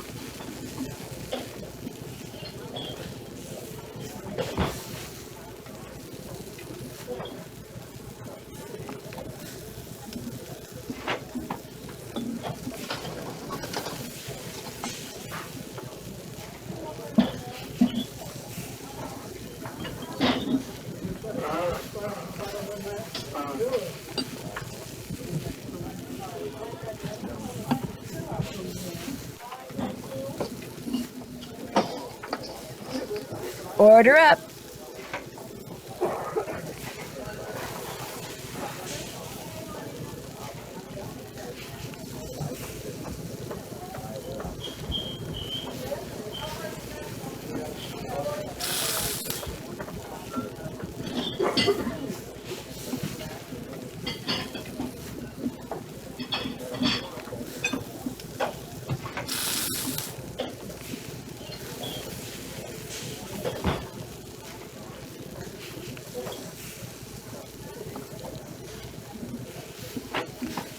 Order up.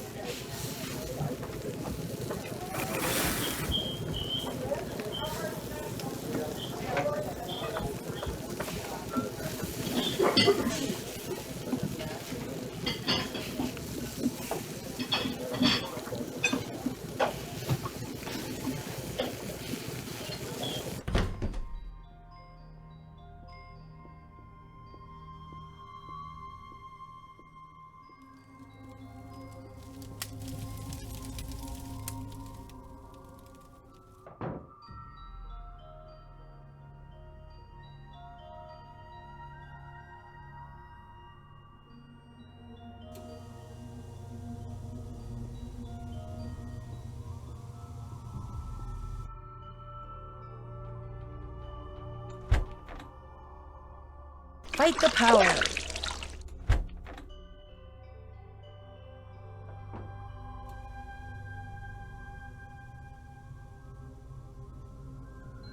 I shouldn't open this door unless I absolutely have to.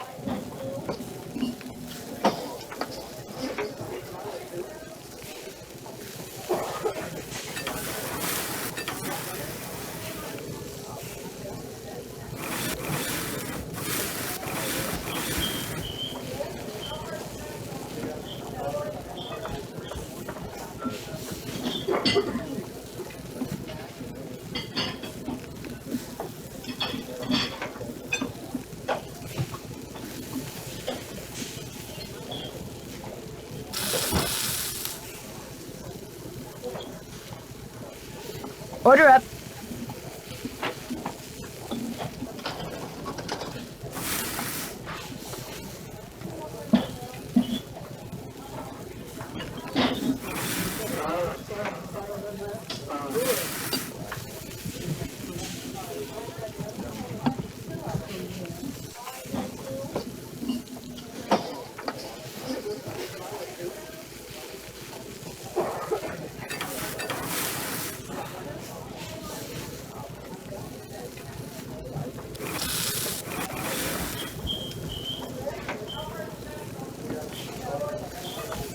Order up.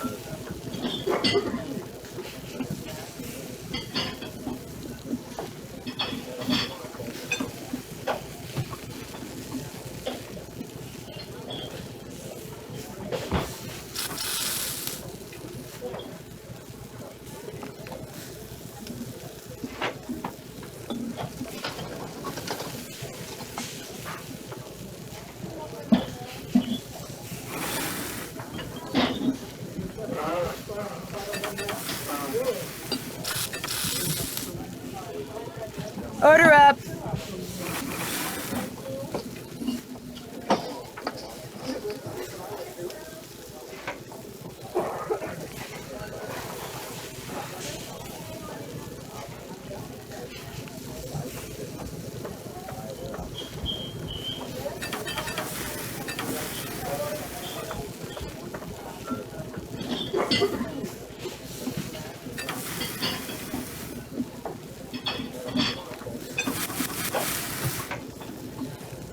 Order up.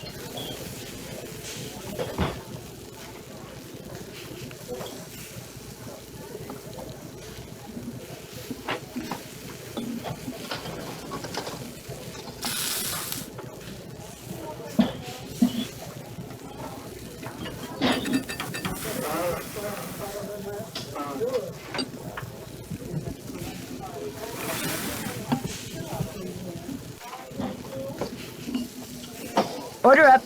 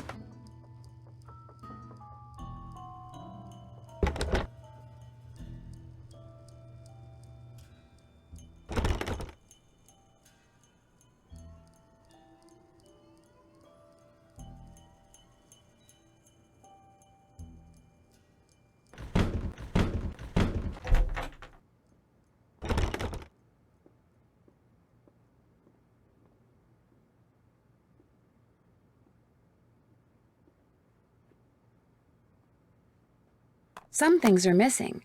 Maybe Lou went out and took them with him.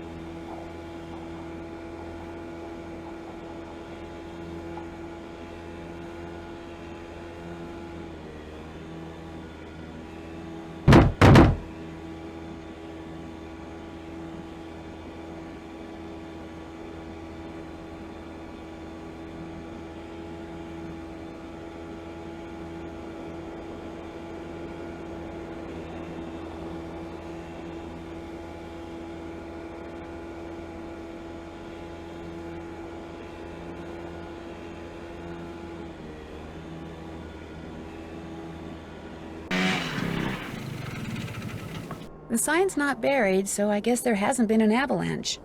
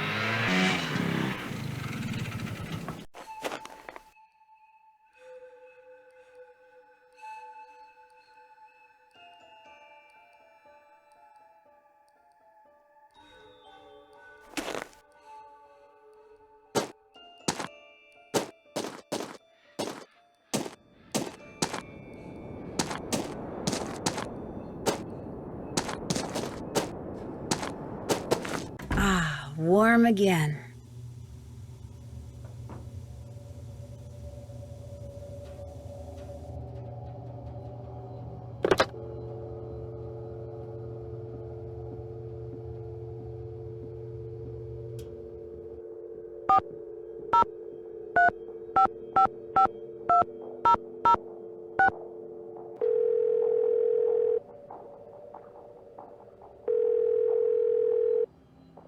Avalanche Patrol, what's your location? Actually, I'm calling on behalf of Ollie Randall. He wanted me to tell you that there hasn't been any avalanche activity out at Skookum Ridge. I was wondering when we were going to hear from him. Thanks for the report. No problem. Oh, could I ask you something? Like what? If you're on foot out in the backcountry, how can you avoid triggering an avalanche? Well, you shouldn't make loud noises or do anything that might cause the snow to shift. Wearing snowshoes is a good idea. Of course, the best idea is to just avoid walking on or below snow-covered slopes altogether. Thanks for the advice. Bye.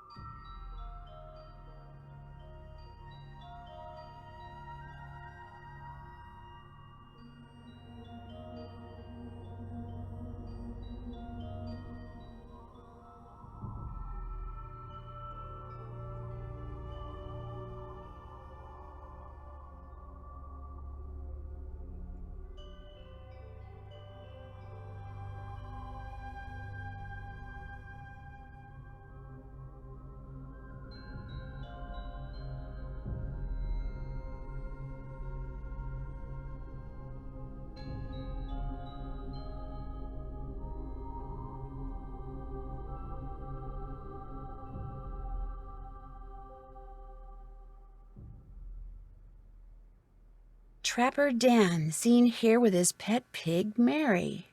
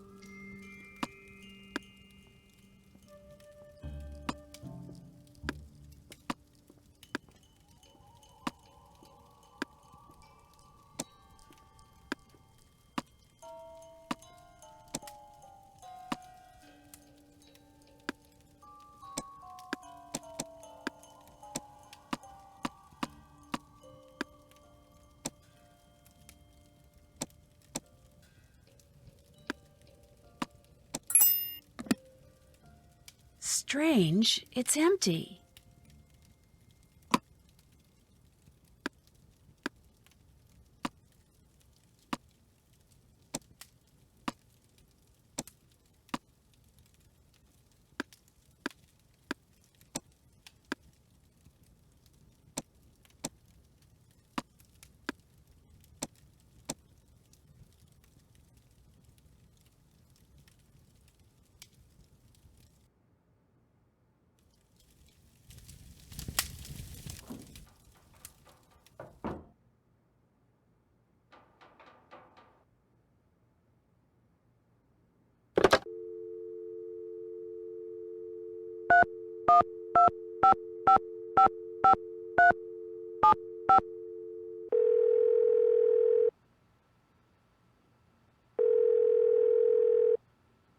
Hey, Nancy, what you need? I'd better go. Don't be a stranger.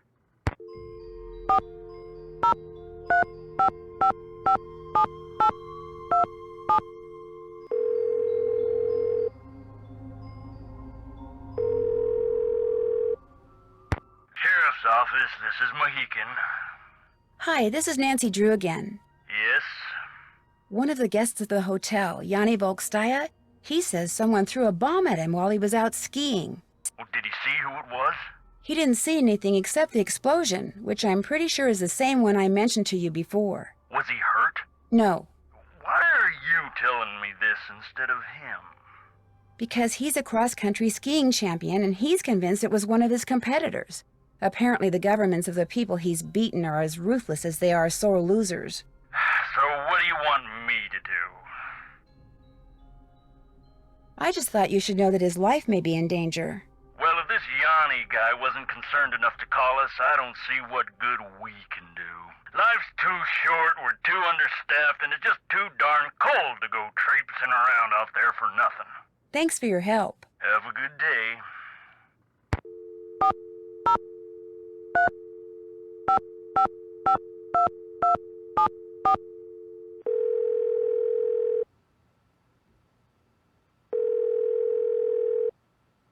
Hello? Hi, it's Nancy Drew. Did you ask Yanni about using his picture yet? Yes, but he said no. Darn. Well, thanks for trying. I'd better get back to work. Good. Talk to you soon.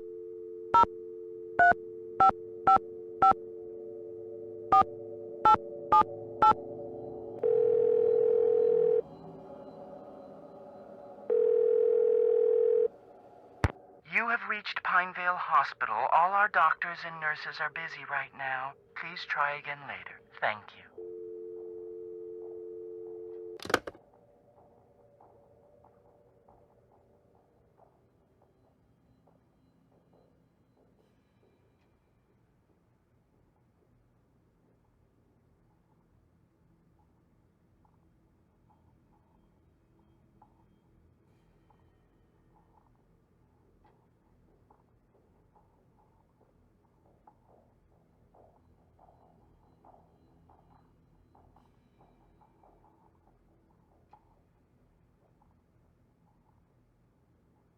That's finished.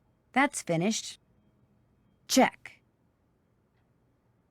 Can't check that off yet. Check. Check. Check. Been there, done that. That's finished. Check. That's finished. Oops, haven't done that. Oops, haven't done that. Been there, done that. Been there, done that. Check. That's finished. Check.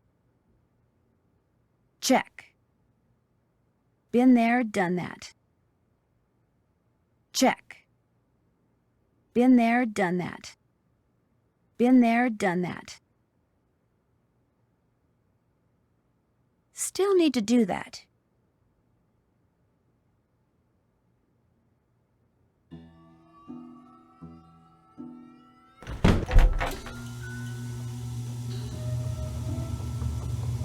You check out Skookum Ridge. Yep, no avalanche. There's your snowmobile key. You make a report to the Avalanche Patrol. Sure did. What else do you want? I'll let you get back to work. If you need anything, just holler.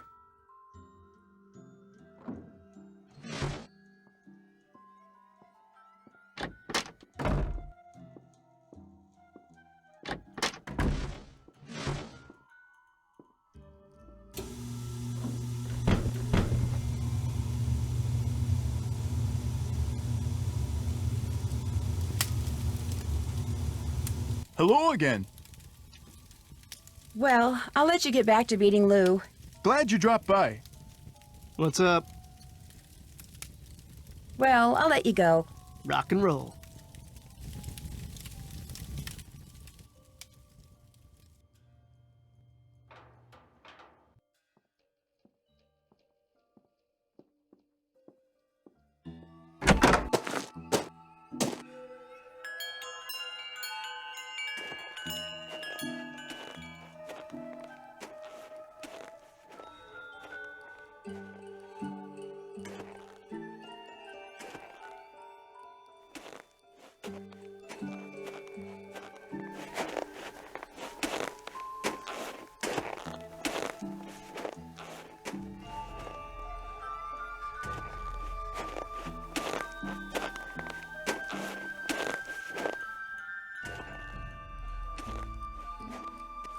Go back to Chicken Ridge and risk getting caught in another avalanche? I don't think so.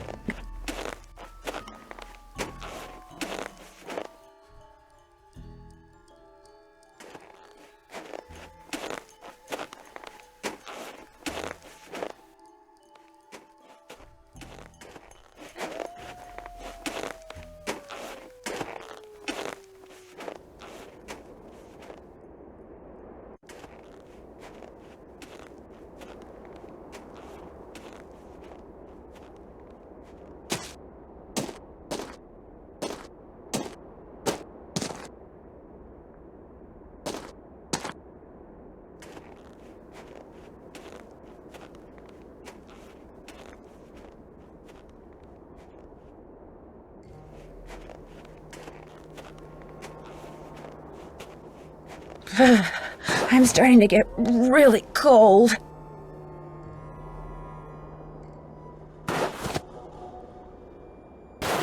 The snow's so deep, I'm sinking up to my knees.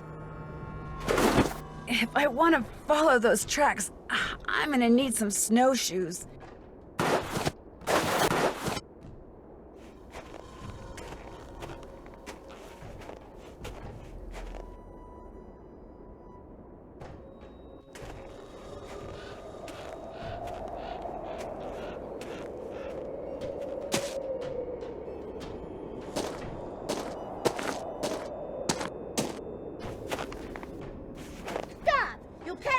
Until you have proven yourself in battle.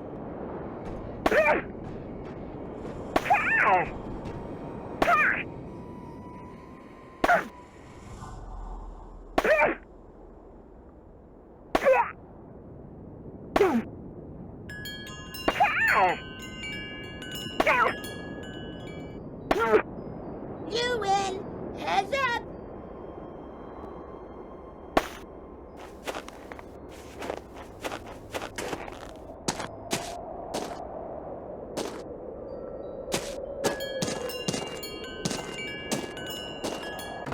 Much better. I was really cold.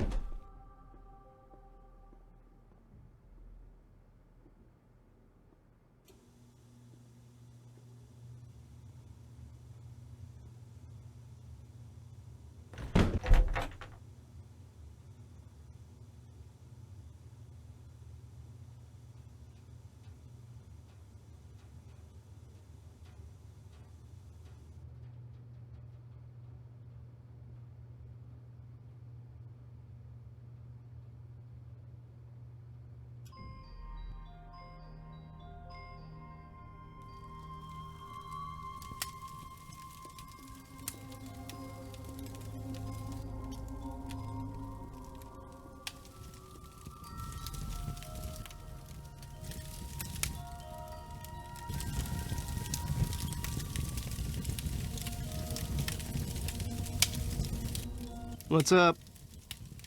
Would it be all right if I borrowed your snowshoes? No. I wouldn't need them for long, just for an hour or so. Well, in that case, no. What's the matter with you? Afraid of cooties? Let her use your snowshoes. I've only got one pair, and they're like precious, you know? Sorry, dude, the answer's no. What can I say? I'll catch you later. Been real.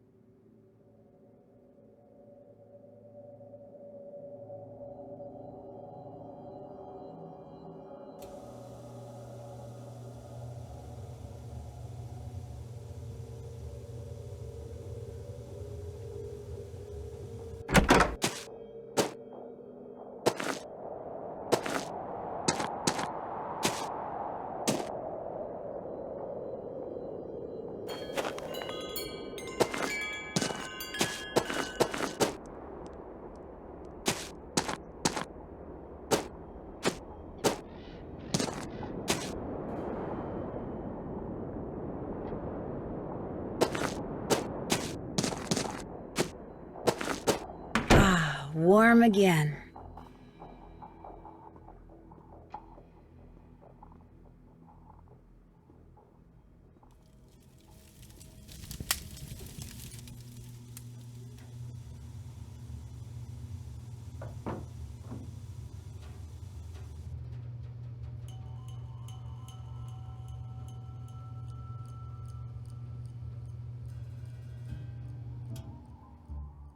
Oops, haven't done that.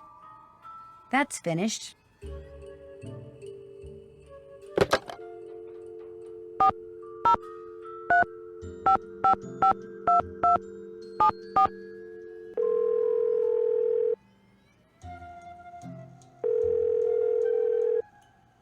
Hello? Hi, it's Nancy. Listen, I think I'm onto something, but I desperately need snowshoes. Could you give me the combination to the lock on the display case so I could use the ones in there? I certainly can, but I'm not going to until you do something for me. Like what? I'm going to fax you a survey that Tino came up with. He says you're to fill most of it out by observing the people staying at the lodge, rather than just asking them the questions outright. He says that would put them on their guard. When it's all filled out, fax it to Tino. The results will help him come up with a profile that will help you to determine which of our guests is responsible for the accidents. Sounds good. Excellent. I'm faxing it to you even as we speak. In fact, it's done. So why don't you go get it right now? I'll wait. Great. I just hope the questions aren't too dumb. Got it. Good. Now remember, when you're done filling it out, fax it directly to Tino. And he wants you to call him before you do so he can turn his machine on. That's it for now. I have to get going too. Bye.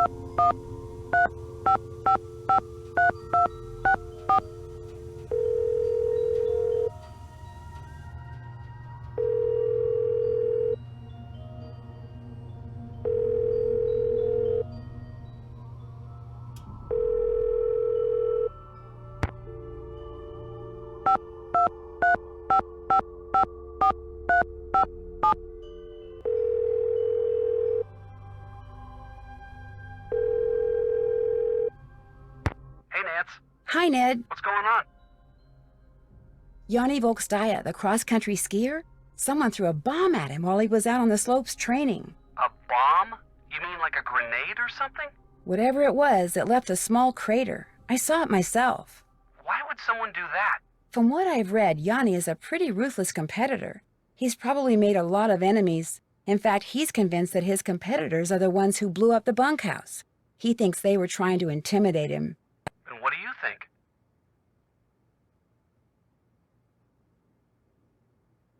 I think he could very well be right. Someone is definitely using explosives around here. And if Yanni's enemies are even half as determined as he says they are, it's quite possible that one of the people now at the lodge is working for them.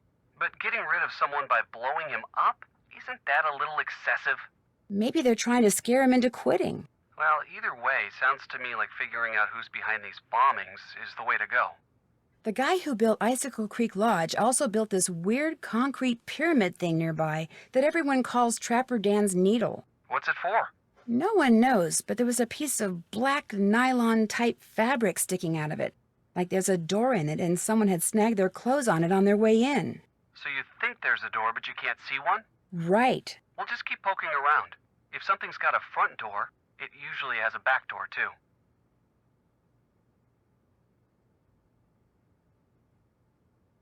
Are you familiar with a book by Jack London called The Call of the Wild? Sure, it's about a dog who winds up leading a pack of wolves. It's a classic. Why do you ask? Because I found a copy of it in Lou's room. Interesting. Maybe he's got something to do with the wolf that's been lurking around outside the lodge. I was thinking the same thing. He does spend a lot of time outside by himself. He says he's snowshoeing, but maybe he's up to something else. Something that ties in with the wolf somehow. Or maybe the fact that he's reading that book is all just a big coincidence. Yeah, that could be too. As I recall, it was a pretty good book. Someone dressed in a black snowmobiling suit decked me with an ice ball. And when I came to, the lake had been blown to pieces and I was stranded on an ice floe.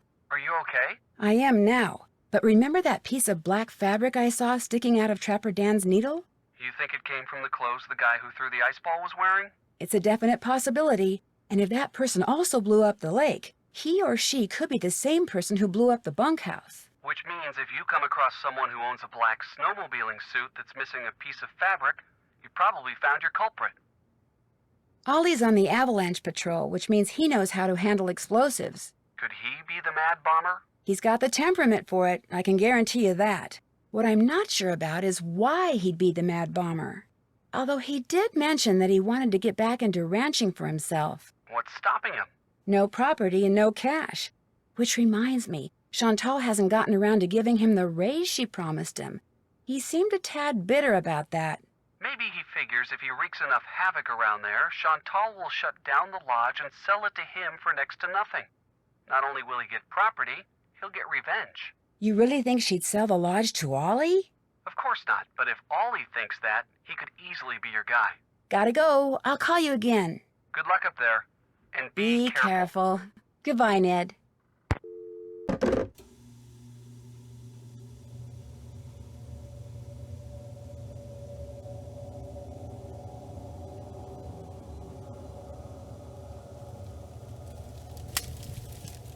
Hello again. I know this is going to sound like a strange question, but what planet do you most identify with? I guess it would be Mars. You know, that whole god of war thing? I should have known. I'd better get going. Okie dokie. What's up? I was just wondering, what planet do you most identify with? Planet X. I'm sorry, I meant in our solar system. Planet X? But there is no Planet X. There will be. So, you identify with Planet X. Planet X. That's my answer, and I'm sticking to it. Well, good luck with the game. Rock and roll.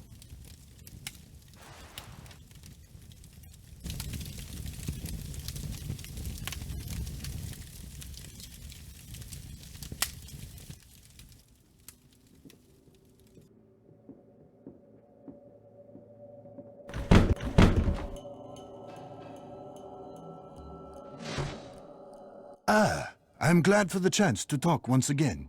There is something I must explain. By all means, explain away. What I said before about wolves. It is because my grandmother was killed by wolves. Killed and devoured. Are you serious? Years ago, when my mother was a little girl, her mother, my grandmother, was on her way back from the village on her motor scooter, which was and still is the only means of transportation most Fredonians can afford. It was January, and the sun had just set, and it was dark, very cold. There were thousands of wolves in the countryside that winter. At night they would roam in huge, hungry packs. My grandmother was halfway home when she came upon a young man waving from the side of the road for her to stop. He too had been on a scooter, but his had broken down, and wolves were gathering all around him, preparing to attack. My grandmother, of course, stopped, and he leapt on behind her, and they took off down the road with the wolves, dozens of them, chasing after them. But with two people riding it, her scooter was slow, much too slow, and the wolves soon caught up with them.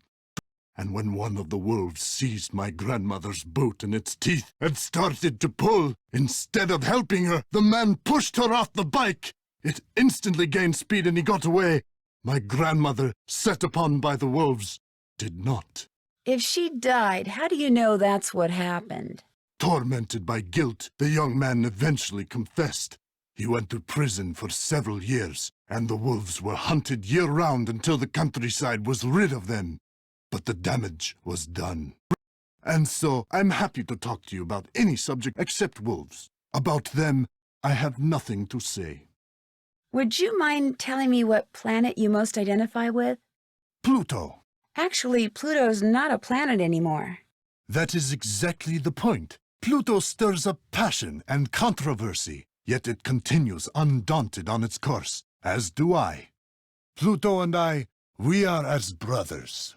I really need to get somewhere in the backcountry and was thinking you could maybe give me a cross-country ski lesson or two? Out of the question. I don't have the time, the equipment, or, frankly, the desire. I am sorry. You're busy, so I'll let you go. Come back any time.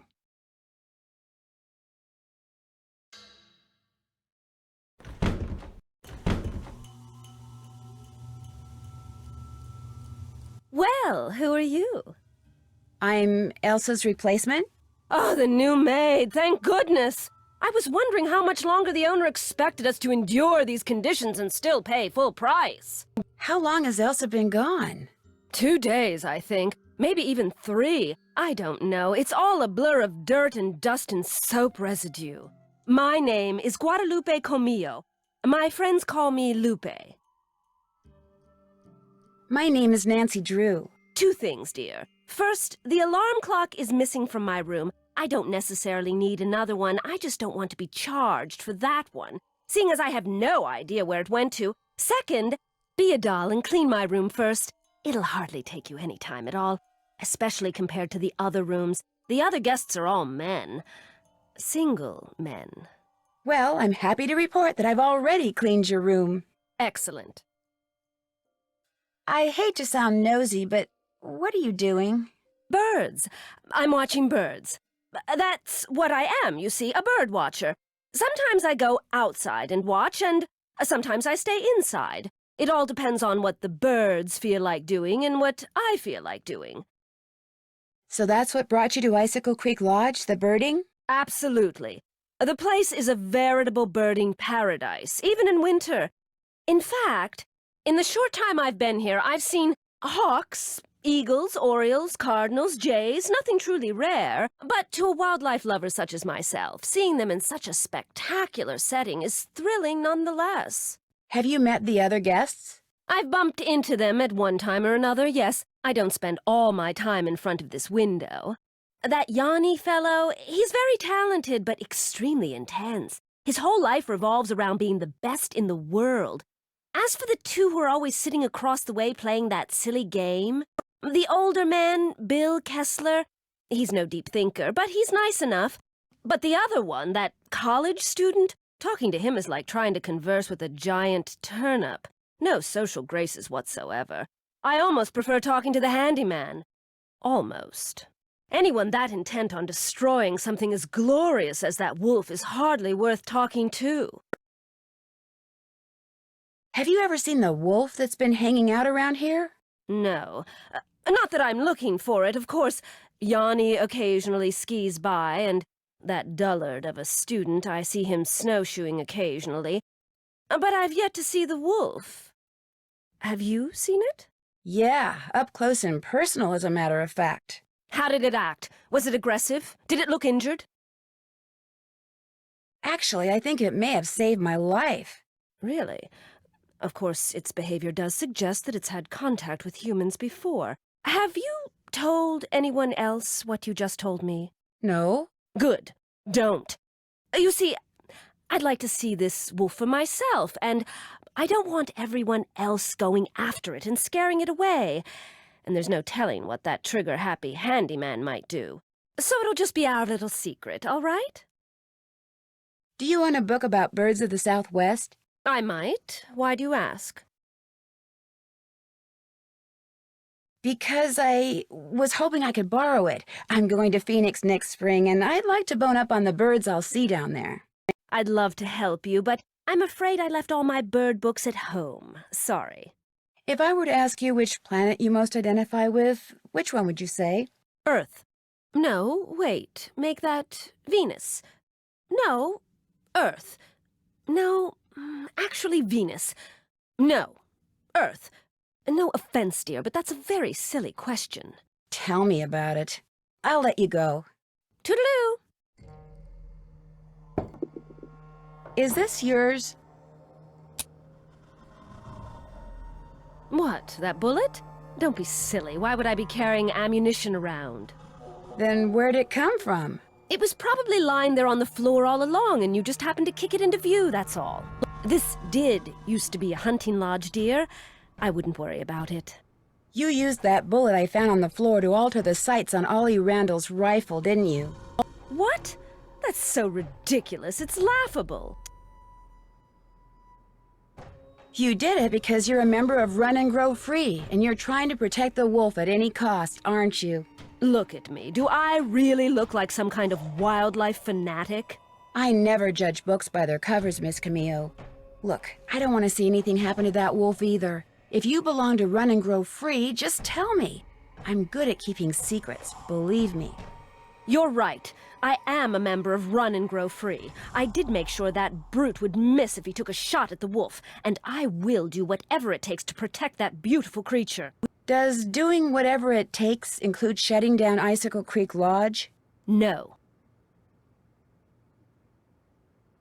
What else have you done to protect the wolf? That's all I'm going to tell you, Nancy. And if you really are concerned about the wolf's welfare, you won't repeat any of this to anyone.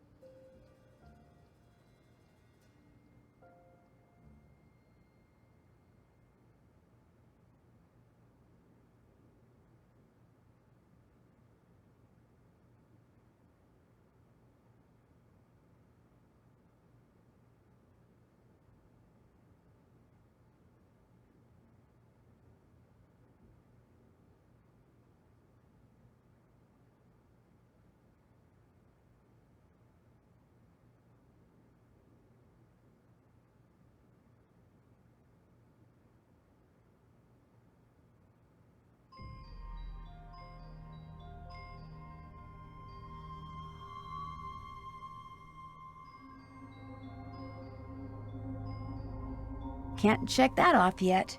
Check.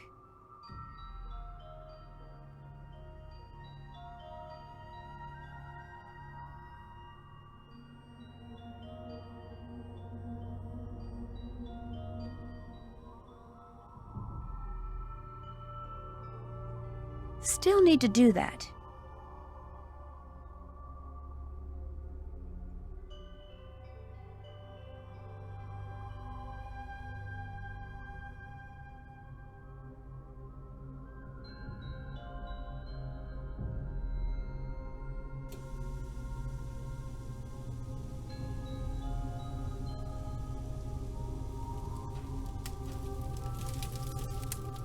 What's up? Nice talking to you. Rock and roll. Hello again. I'd better get going. Drop by any time.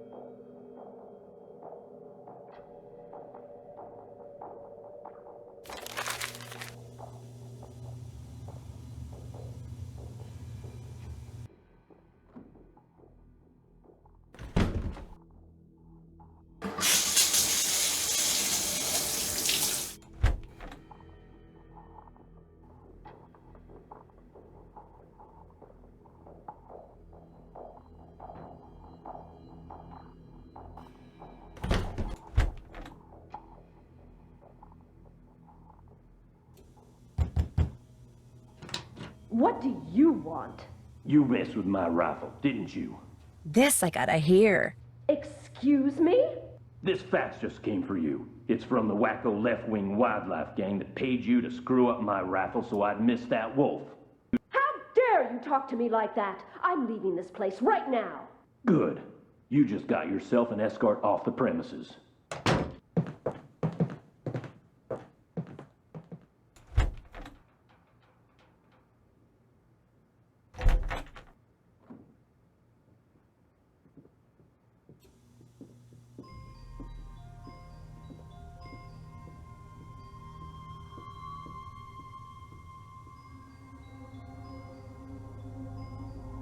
That's for me.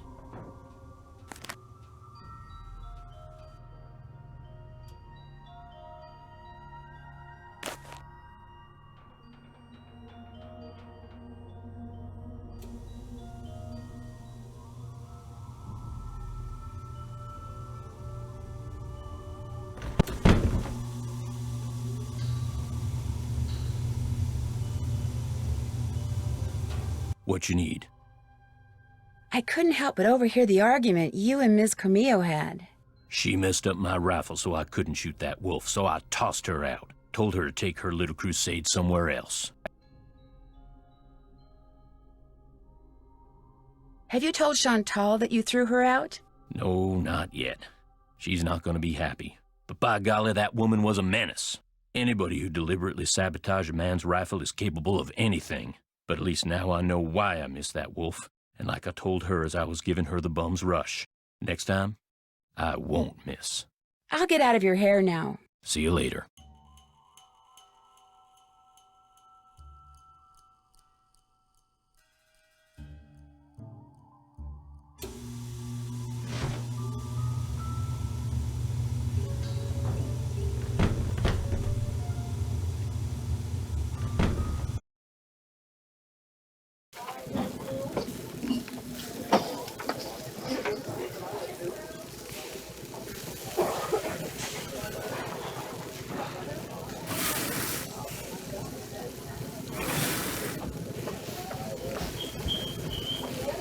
Order up.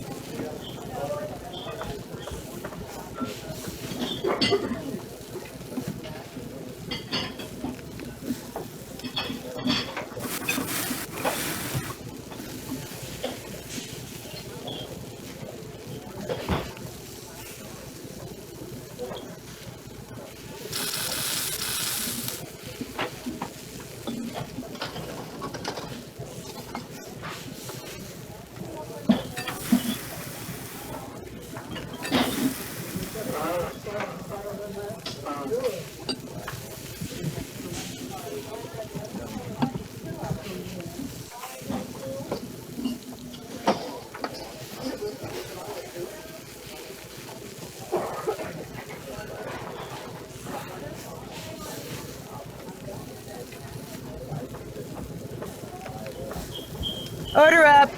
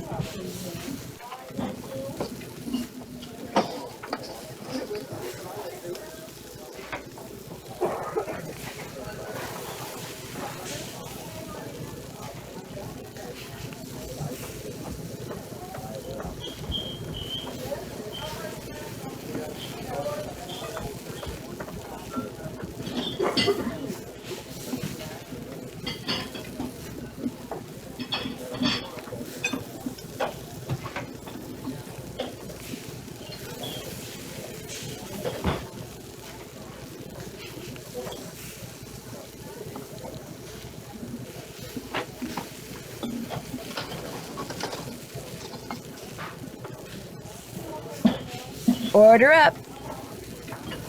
Order up.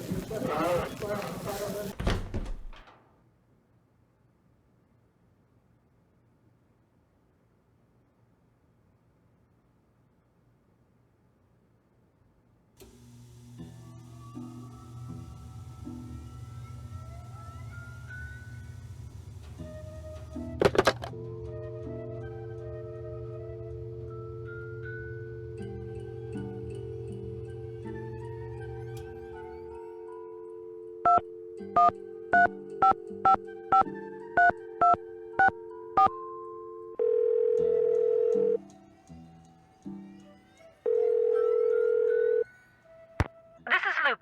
Leave a message and perhaps we'll talk later.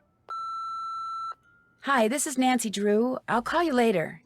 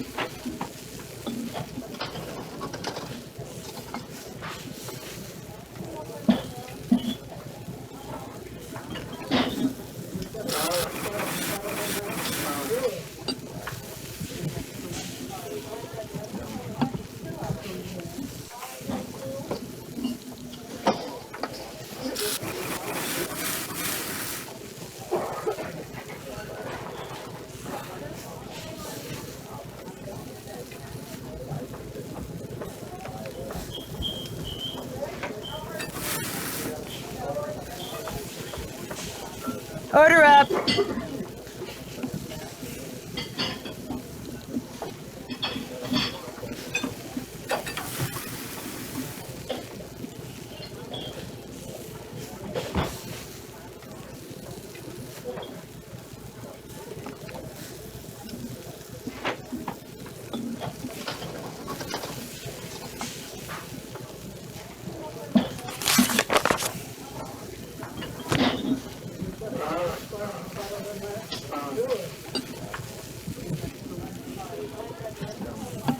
Order up.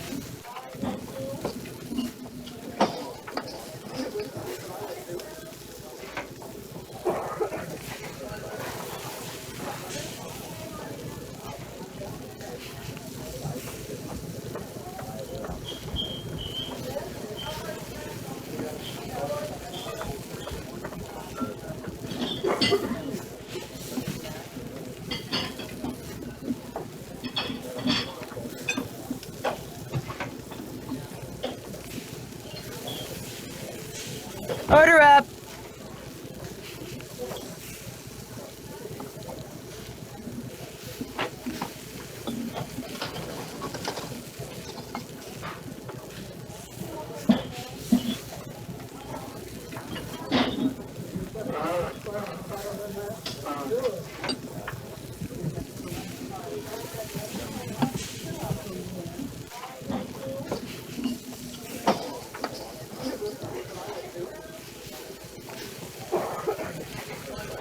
Order up.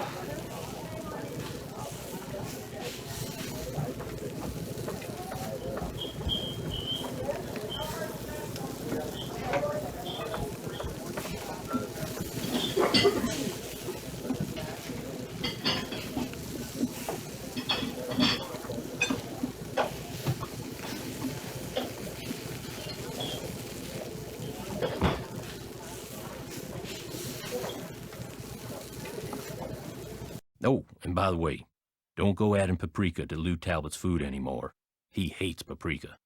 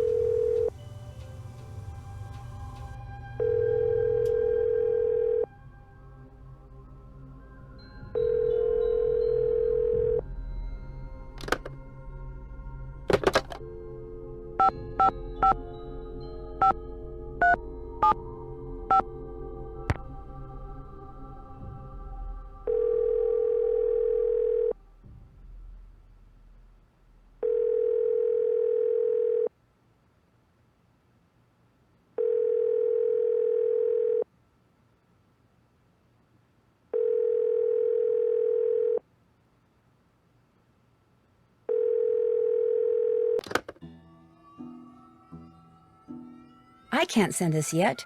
First I have to call Tino and tell him to turn his machine on.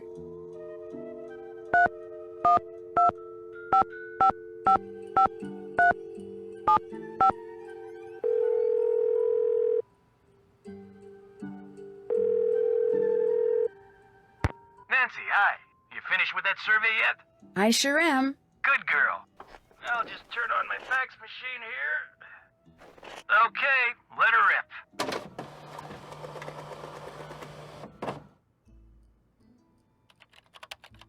Nice work, Nancy. According to the survey, our perp is none other than our bird-watching champion snowshoer, Bill Kessler. But Bill Kessler likes to ice fish, Guadalupe Comillo is the one who likes to birdwatch, Yanni Volkstaya is a champion skier, and Lou Talbot likes to snowshoe. Oh.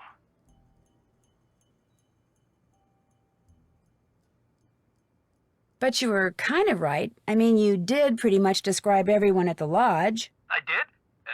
Yeah, I guess I did.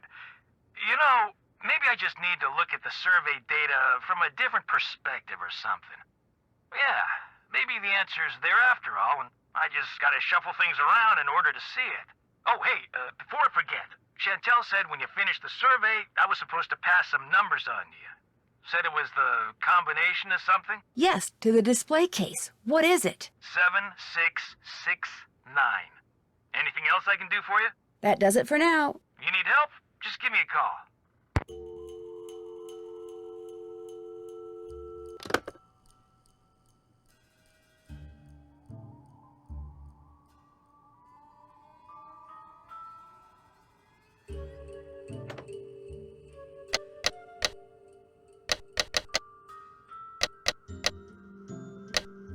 That did it.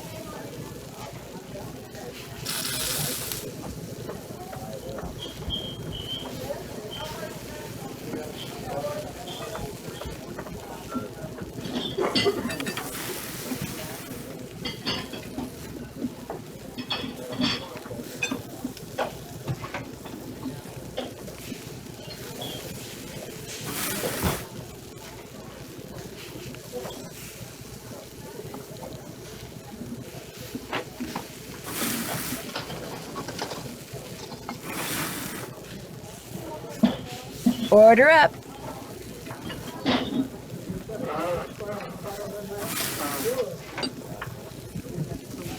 Order up.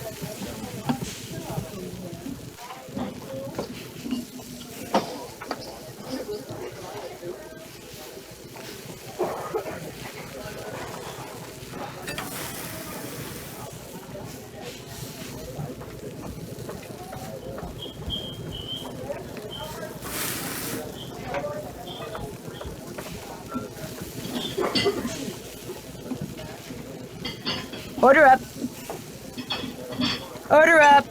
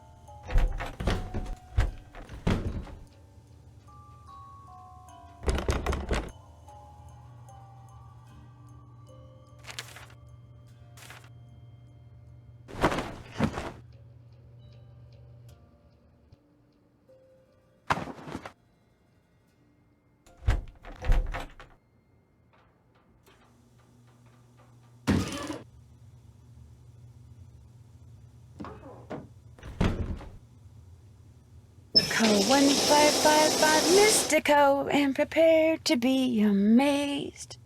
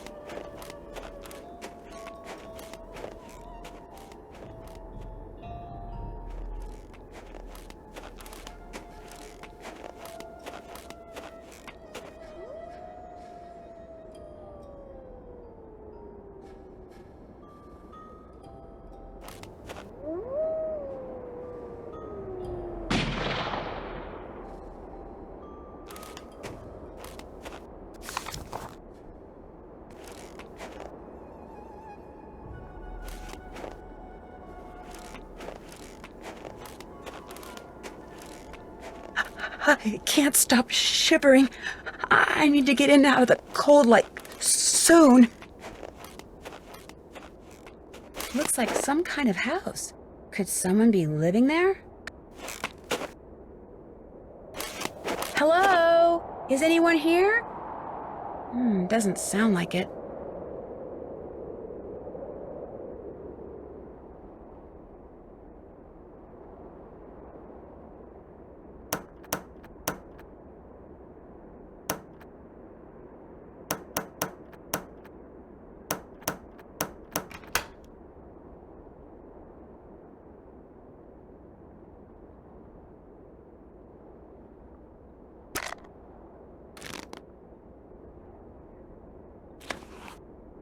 The Rest of My Life by Julius McQuaid.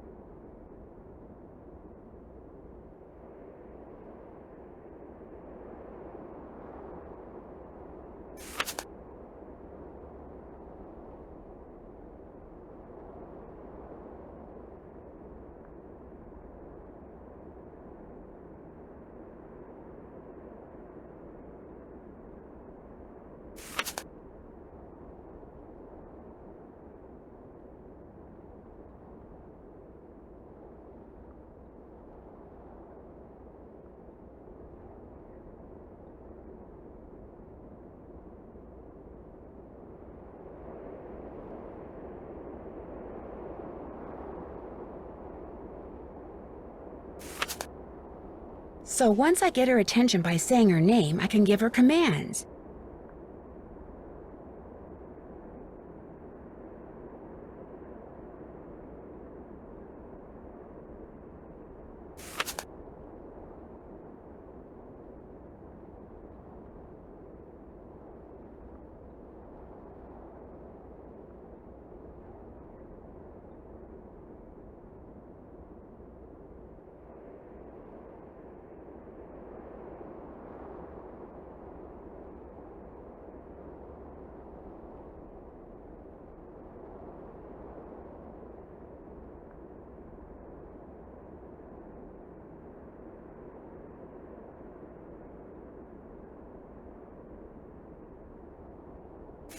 Ability to sort objects by scent. If she has an object in her mouth, she'll sniff, then drop the object near another object that has the same scent.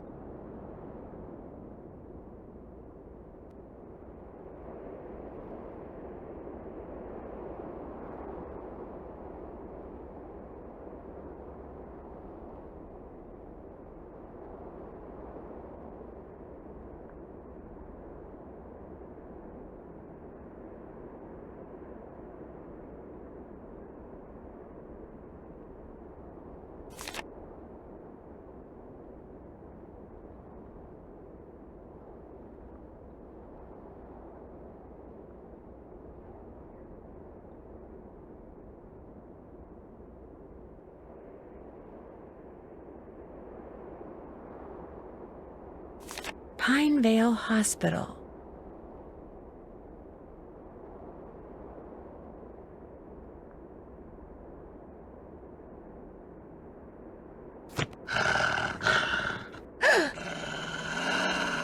Isis, stay.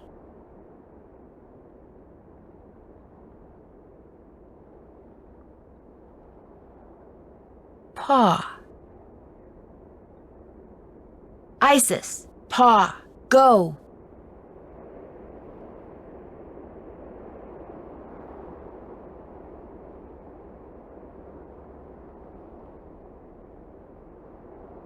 jump, paw, around, around. Isis, jump, paw, around, around, go.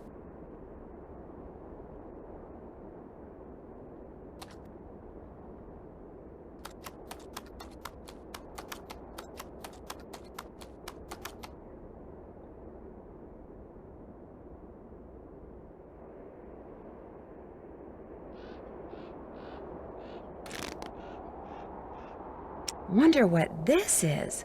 Looks like there's a phone number on it.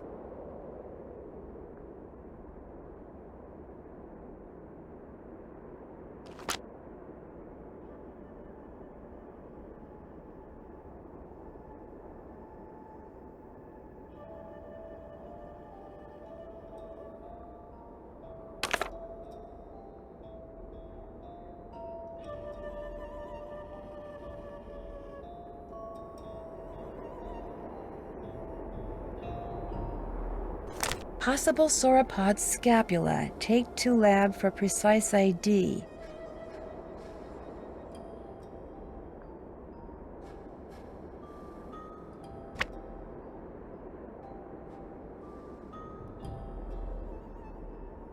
This indentation looks just like the one on that plaque in the lodge where that missing Rex bone used to be.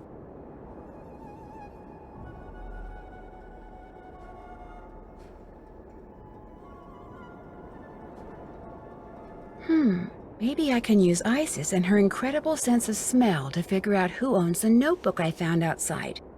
All I have to do is get something from each of the people at the lodge, something that each of them has touched, then let Isis figure out which of their scents matches the scent on the notebook.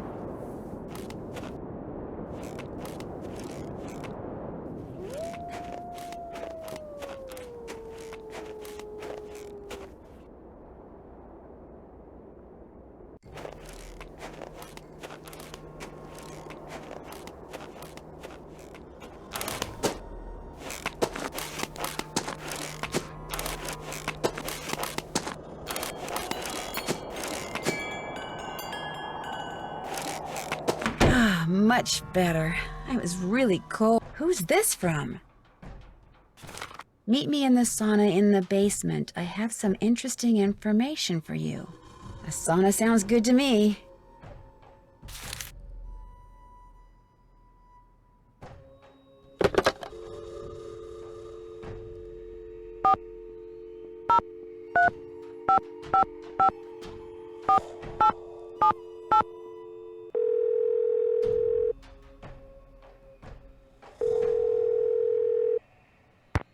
Pinevale Hospital, Nurse Blake speaking. Hi, my name's Nancy Drew. I'm trying to locate a man named Julius McQuaid. I think he may have been treated there on Christmas Eve. Oh, yes, Julius McQuaid. I remember him well. Was he a relative, dear? Was? You mean he passed away? Yes, dear. Viral pneumonia. As I recall, we admitted him and he was gone less than 24 hours later. Well, I wasn't a relative and I didn't really know him. We had kind of a mutual friend. From his appearance, it looked as if he'd spent the last several years holed up somewhere in the wilderness.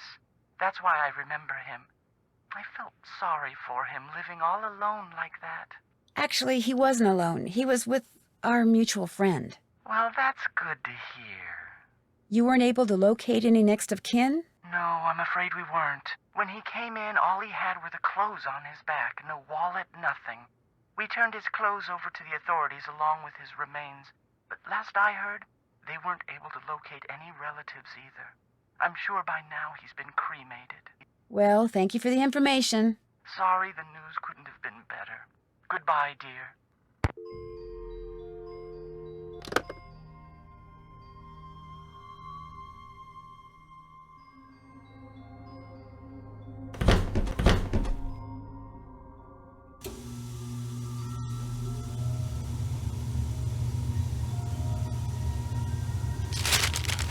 Yikes. Looks like Yanni has good reason to be so paranoid.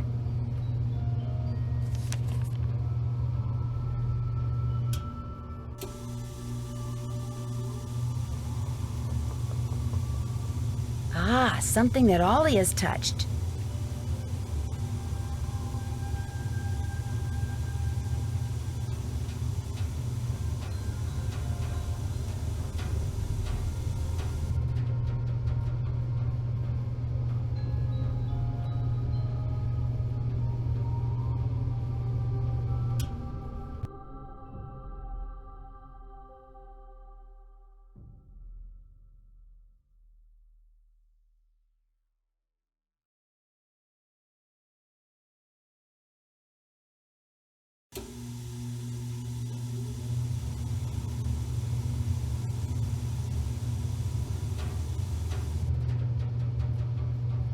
Hello?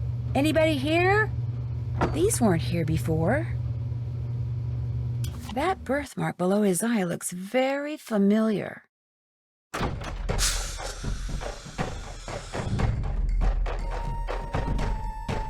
Hey! Is someone out there? The door's... Whew, I'm getting really hot.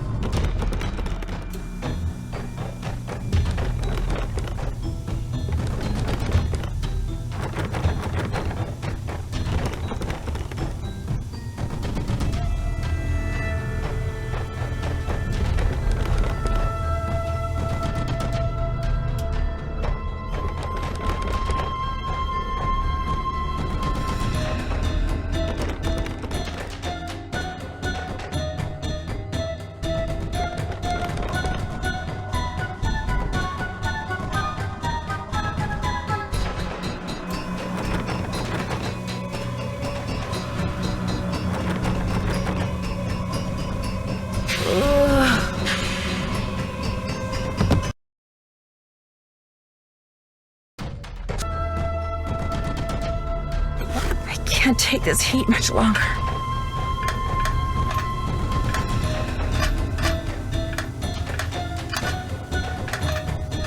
If I don't get these pipes adjusted soon, I'm not gonna make it.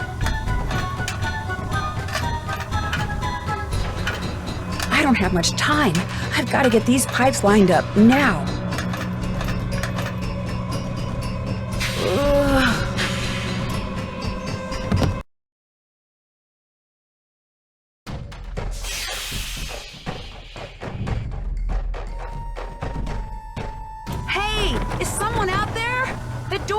Whew, I'm getting real... Once I get all these pipes connected, I can turn on the cold water and cool this place off.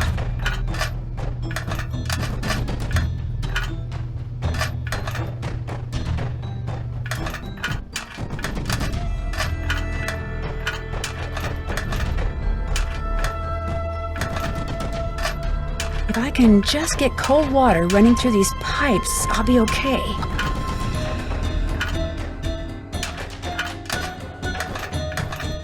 I've got to get these pipes aligned before I pass out from the heat.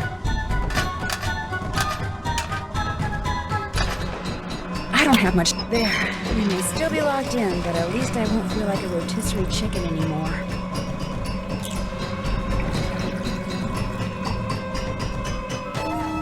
Nancy! Mr. Kessler? What are you doing down here? I came down here looking for Ollie, but then I heard all this noise and thought I'd better check it out. Door got stuck again, huh? Say, you look kinda bedraggled. Are you alright? I'm fine, and I'll be even better after you and I have a little talk. Yeah, that's me.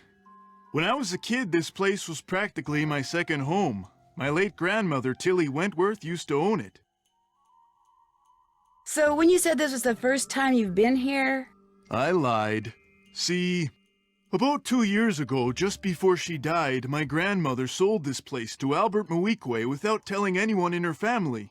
From what I've heard about Moikwe, I'm pretty sure he bullied her into selling. I think he cheated her, and he cheated us, and that it's high time somebody... Taught him a lesson by, say, putting Icicle Creek Lodge out of business? I had nothing to do with that explosion, loose window, the food poisoning, the icy stairs, none of that stuff. You ask me, it's karma. The Moikways are just getting what's coming to them. Since you used to spend so much time here, do you know if there's a way to get into Trapper Dan's Needle? You know that pyramid thing on the table over there by the entrance to the dining room? If you fool around with it until nothing but pigs show on the outside, this compartment will open up and inside will be this round magnetic thing that used to be Trapper Dan's special master key. Just hold it up by the needle and a hidden door will pop open. But I already opened up the pyramid and there was nothing inside. There wasn't? Oh. Well, I'm afraid you're out of luck. There's no other way to get into Trapper Dan's Needle? You know, Grandma Tilly once told me that if you turn the top of the pyramid 45 degrees, then fill all the boxes on the outside with one kind of animal, then another kind of animal, until you do that for all 4 animals, she said if you do that, you'd find a journal in there written by Trapper Dan himself. Did you ever read it? I was a kid. What would I want to read some crazy old coot's journal for? Since Mr. Talbot isn't here, could I play a game of fox and geese with you? You bet. Have a seat. Here are the rules. The white pieces are the geese. The black piece is the fox. The goal of the geese is to corner the fox so he can't move, while the goal of the fox is to gobble up geese so that they can't corner him. The geese can only move forward along a line to the next point, either directly forwards, diagonally, or sideways. Same thing for the fox, except when he's next to a goose that has an empty spot directly behind it. He can jump over it. Gobble it up. Right. Gobble it up and remove it from the board. You just take turns and play until somebody wins and somebody loses. I'll be the fox. Ready? You bet.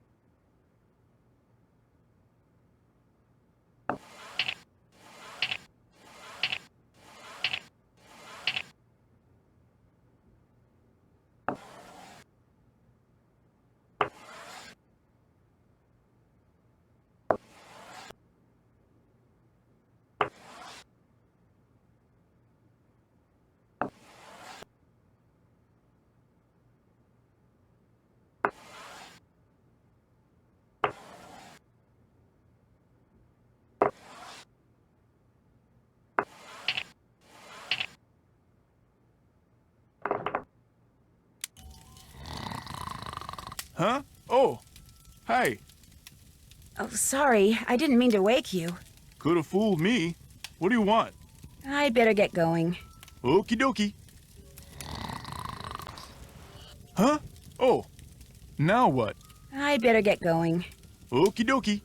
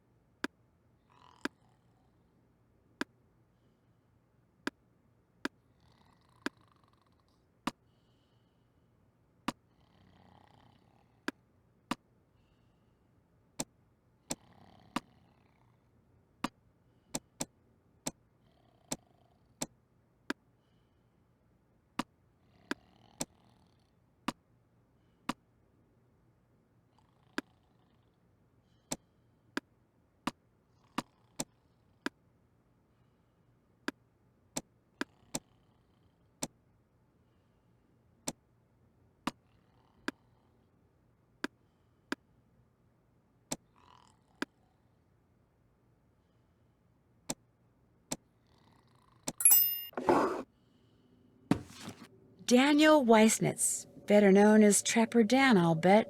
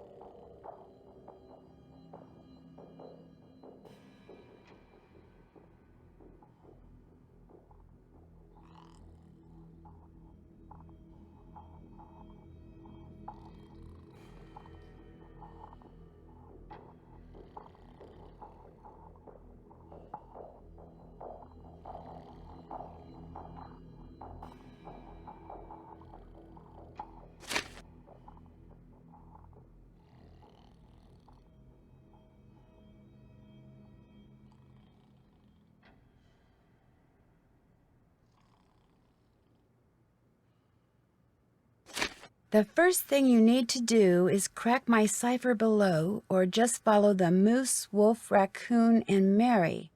Looks like the rest is in some kind of code.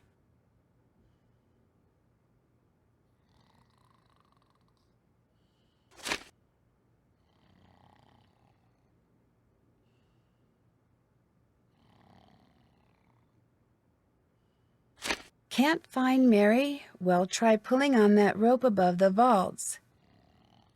You'll just have to keep it taut. Mary always helped me with that. Mary must have been referring to his pet pig.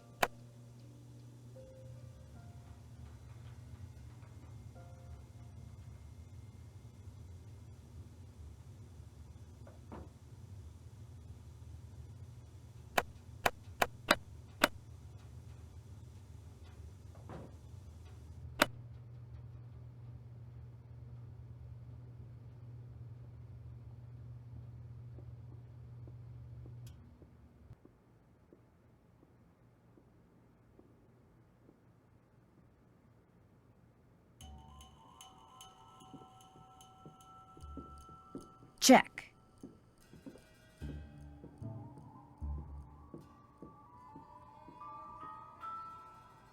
That's finished.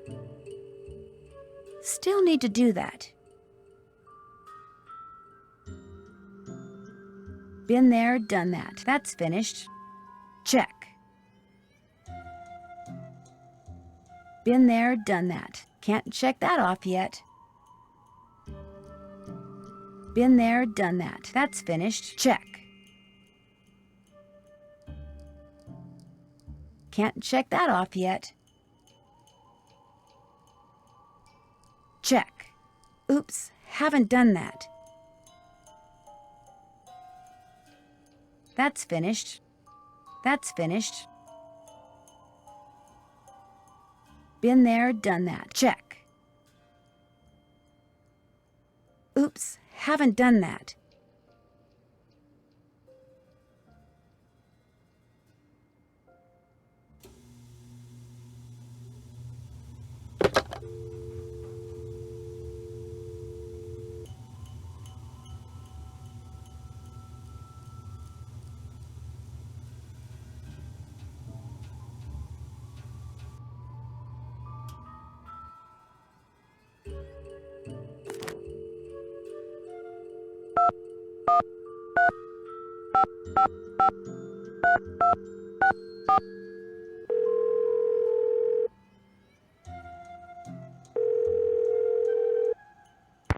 Hello?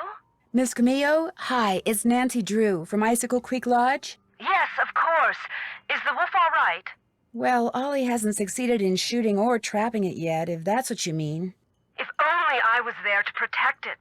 Our organization is trying desperately to arrange to have the wolf captured and transported to a sanctuary.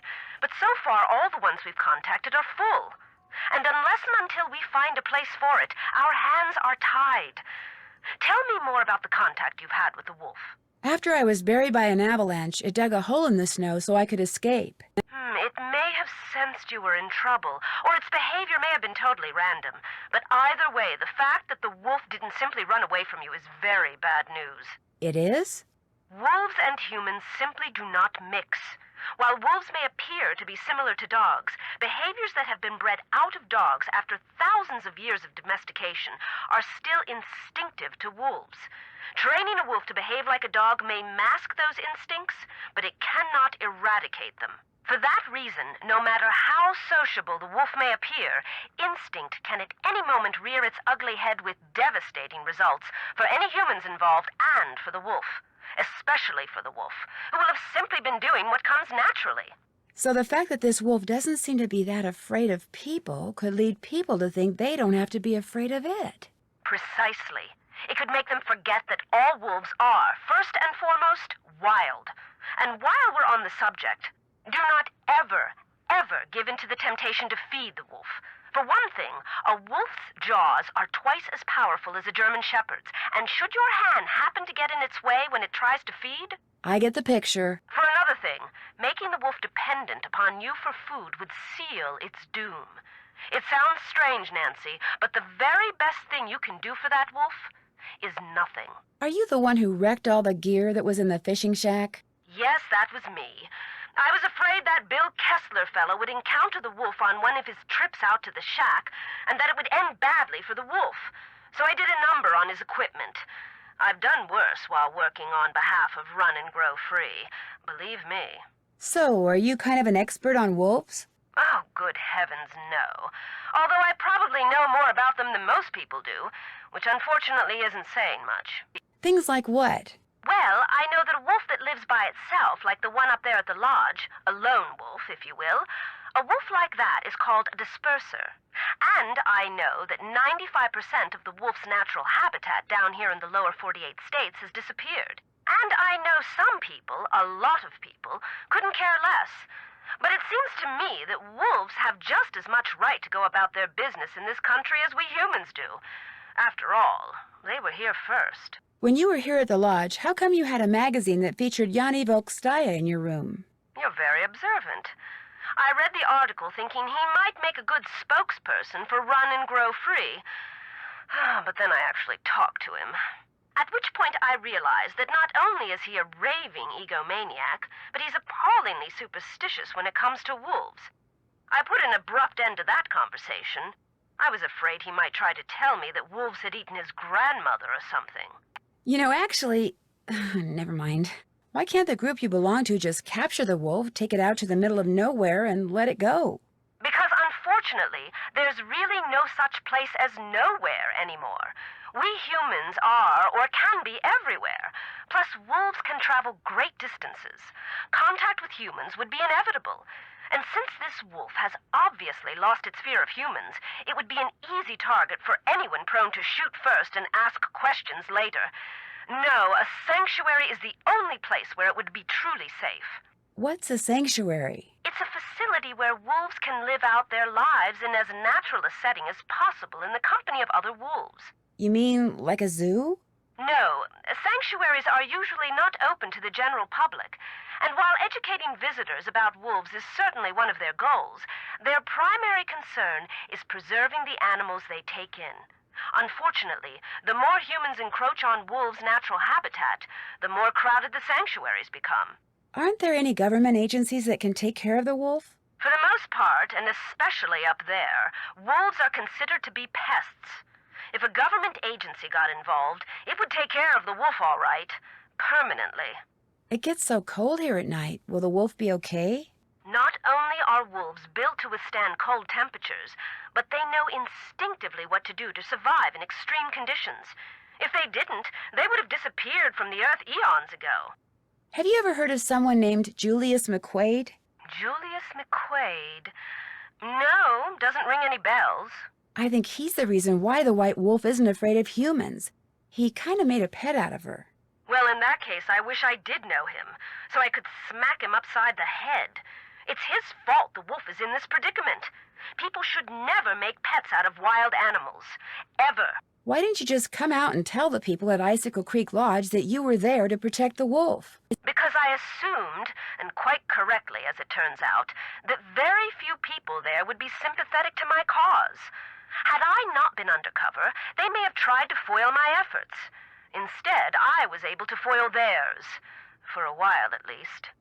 Did you ever hear any explosions while you were staying at Icicle Creek Lodge? Yes, as a matter of fact, I heard several. Do you have any idea what caused them? My first thought was that Ollie had completely lost it and was going after the wolf with explosives. But when I realized that even he wasn't that stupid, I assumed it was someone clearing an avalanche or a downed tree or something. While we're on the subject of explosions, did anyone ever figure out what made the bunkhouse blow up like that? The sheriff says it was plastic explosives. Wow, that's serious. No offense, but it sounds to me like instead of hiring a new maid, the owner of the lodge should have hired herself a detective. Yeah, that's it for now. Thanks for calling. Oh, and from now on, call me Lupe. I think you've earned that right.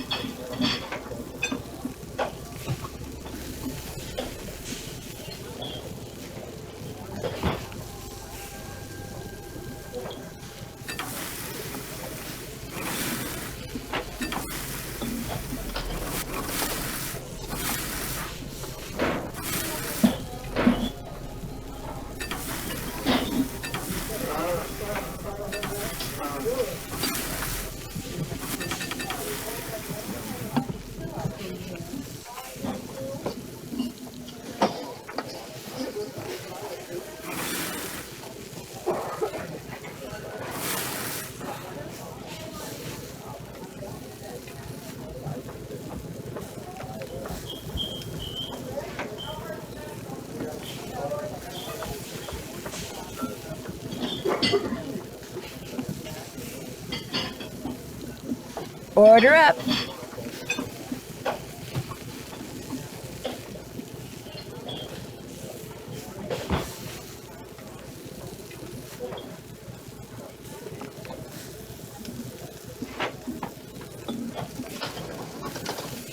Order up.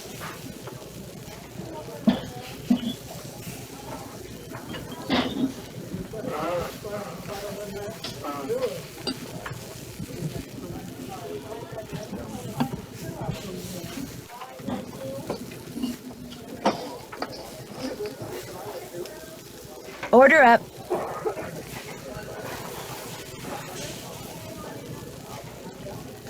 Order up.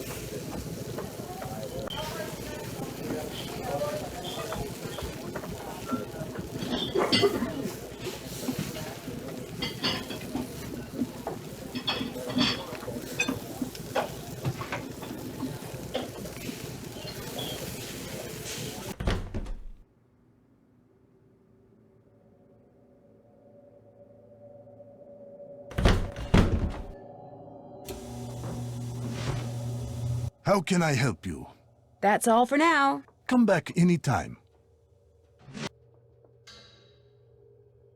What you need? I'd better get back upstairs. See you later.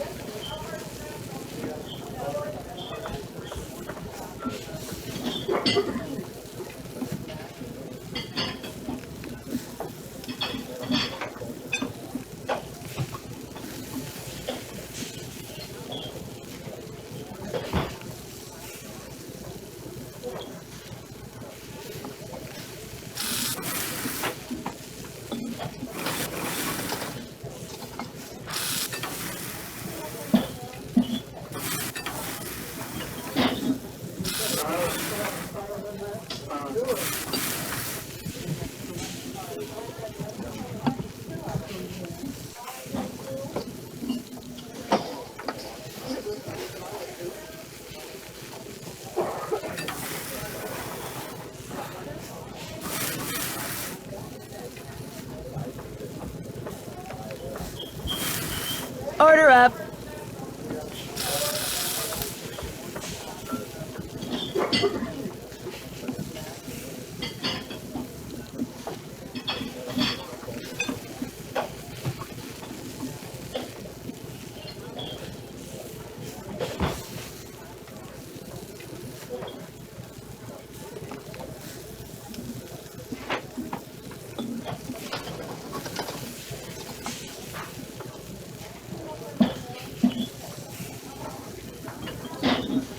Order up.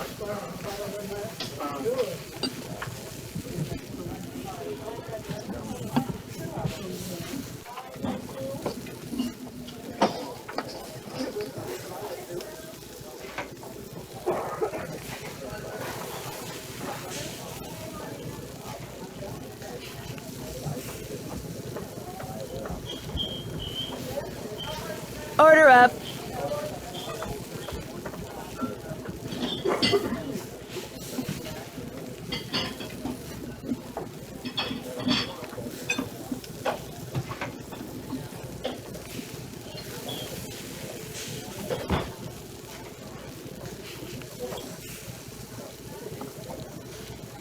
Order up.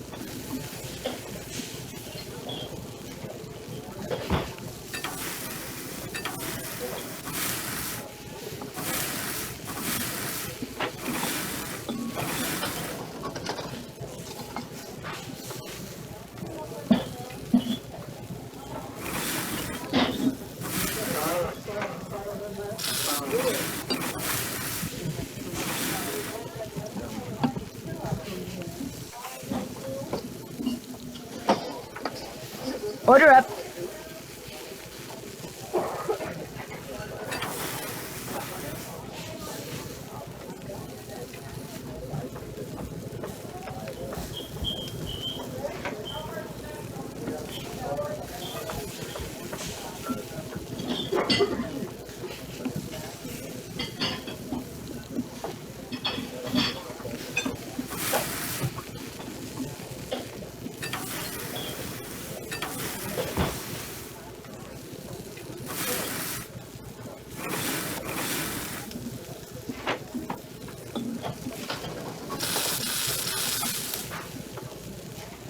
Order up.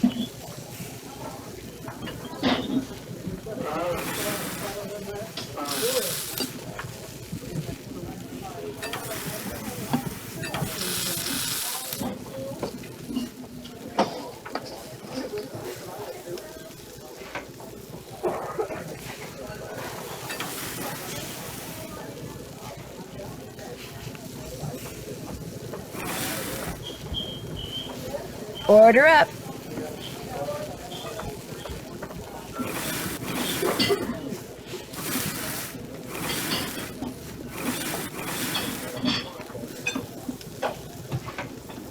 Order up.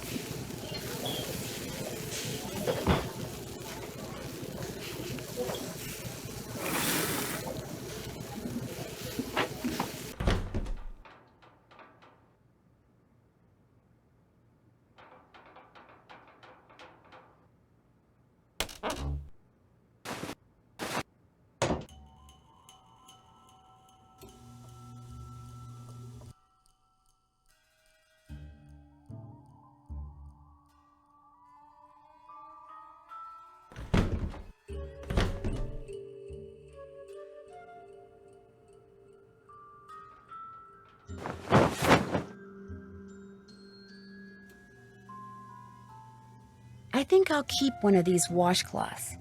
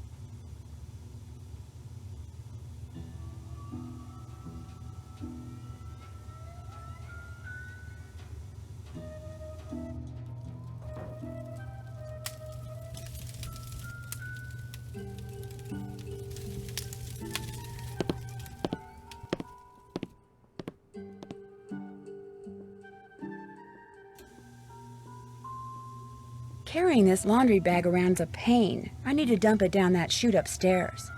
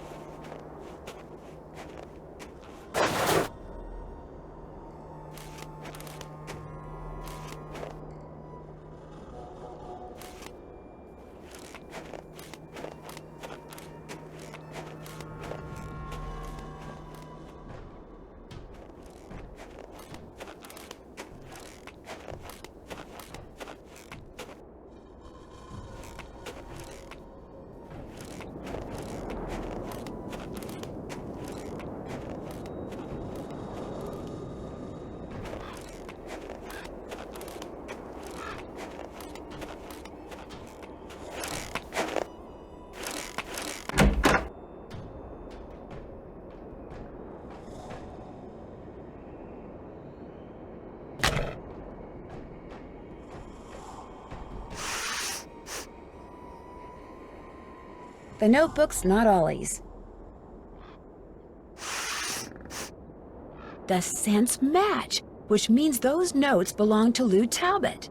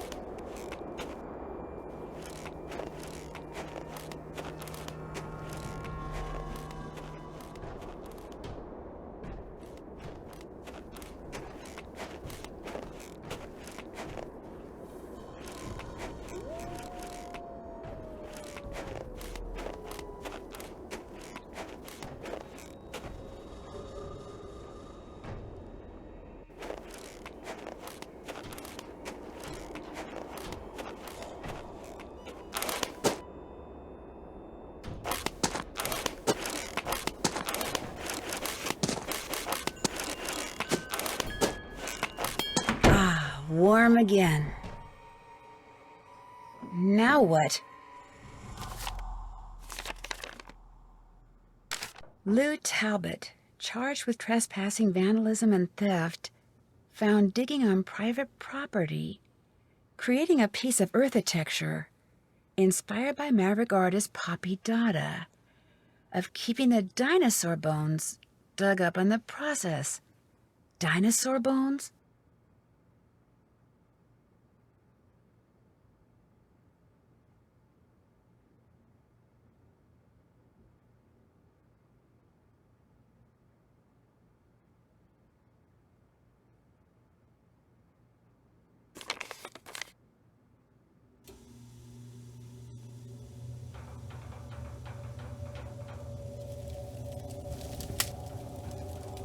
What's up?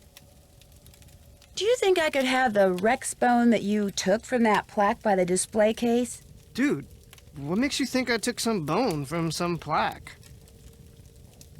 Because it's probably a dinosaur bone, and I read about that incident in Montana, the one where you were caught digging up dinosaur bones. I wasn't digging up dinosaur bones. I was creating art. I don't think so. Of course, I could always call the police and see what they think. All right, here's the deal. There's a lot of people out there who collect stuff like fossils and dinosaur bones, okay? They pay big bucks for them. And it just so happens paleontology's kind of my thing, so yeah, I collect bones and I sell them. So when you saw those stools over there, you recognized them to be dinosaur bones and decided to try to unearth more. Except I haven't unearthed anything. I'm not the one who's been making things go boom out there. I mean, I may have found a couple of good specimens in a couple of craters, but I didn't make the craters, and I don't know who did. There. That's the key to the closet in my room. You want the bone from that plaque? Go ahead and take it. Okay, dude, excitement's over. Whose move?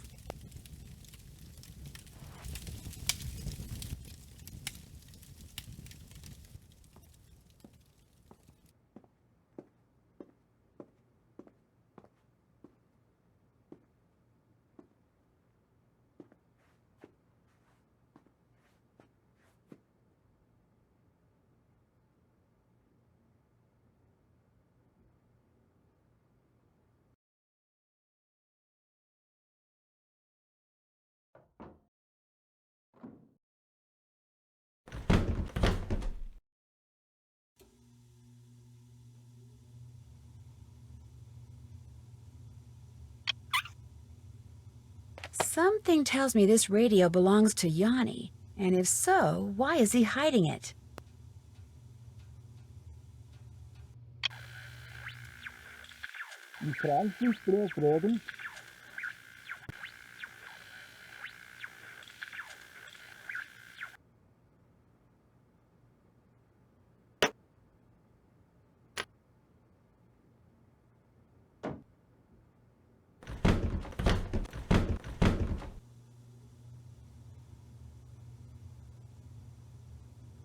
Look at all these bones. Lou's been a busy guy. Here's the one I'm looking for, the Rex bone that's missing from that plaque.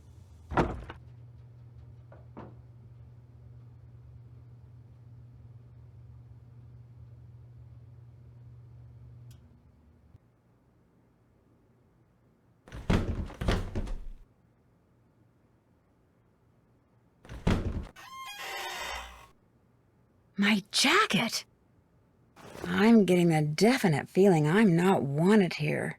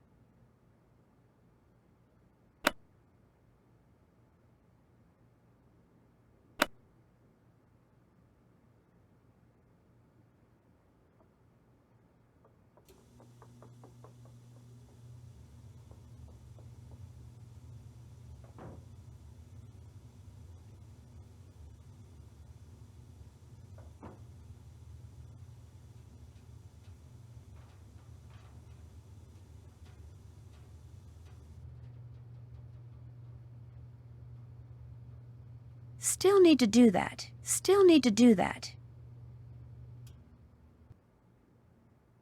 Oops, can't check that. Check. Check.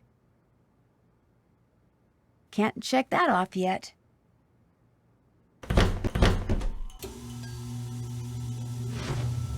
How can I help you? Why do you have a radio hidden away in your room? How do you know about that? All I know is when I got done cleaning the moose head, that compartment was open. And when I looked in it, there was the radio. Now you answer my question. I use that radio to communicate with my coaches. It's a special radio. It scrambles the signal so that my competitors cannot listen in. How did you know there was a secret compartment in your room? The first night I was here, I searched for bugs, something which, due to the cunning of my competitors, I have become very good at. I discovered that by pushing on the moose eye, a compartment opened up. What I don't know is, did you really open that compartment by mistake, or were you up to something else? How do I know you are not working for them? If I was working for the competition, why would I have told you about finding your radio? Who else have you told about the radio? No one. I believe you, Nancy. So if I find out you're lying, both of us will be very sorry. Do you have any proof that your competitors are out there spying on you? When one has enemies, it's prudent to assume that they are always close by. They are here, Nancy. Make no mistake. Thanks for taking the time to talk to me. Kavichinaya.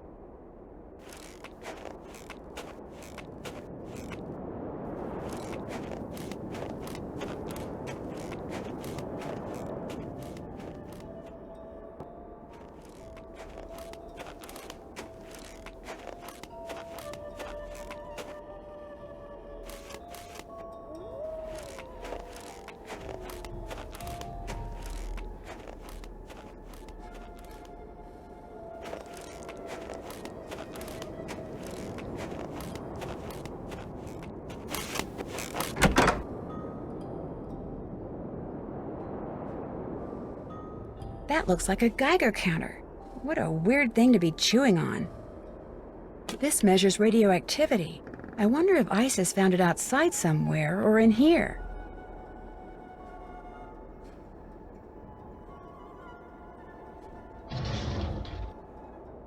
So, I can rearrange these by continuing to drop the tile that falls out the bottom into one of the columns at the top. The question is, how should I rearrange them? Match the symbols and line them up in rows of 3, maybe?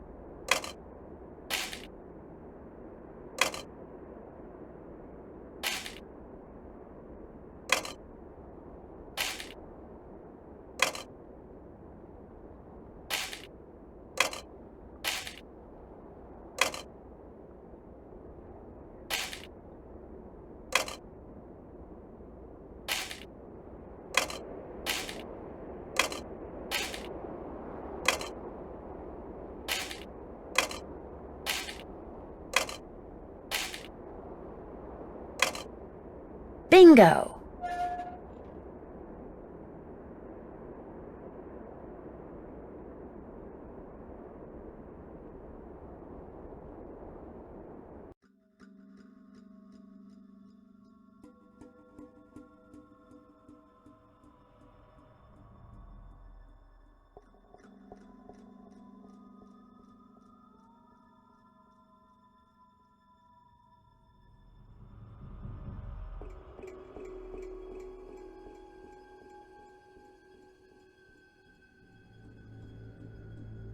Looks like the map to some kind of maze.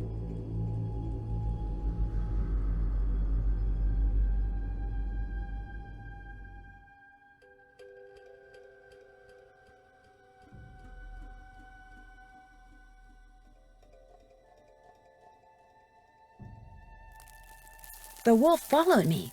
I wonder if she expects me to do something.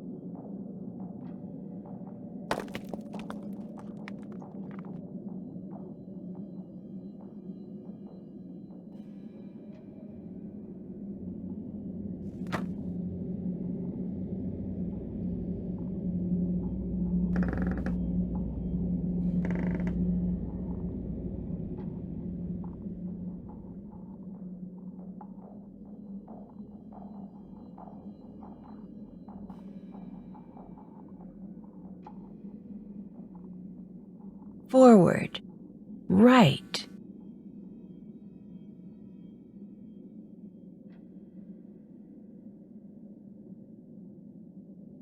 Left, right, jump.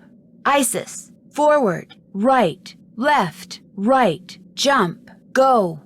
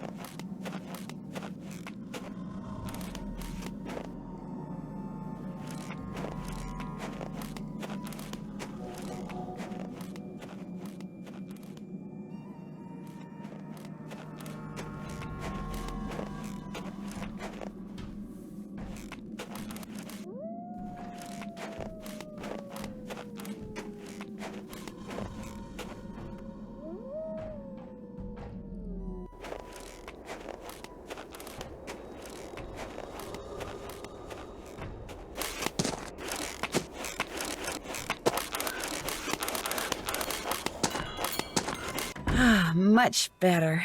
I was really cold.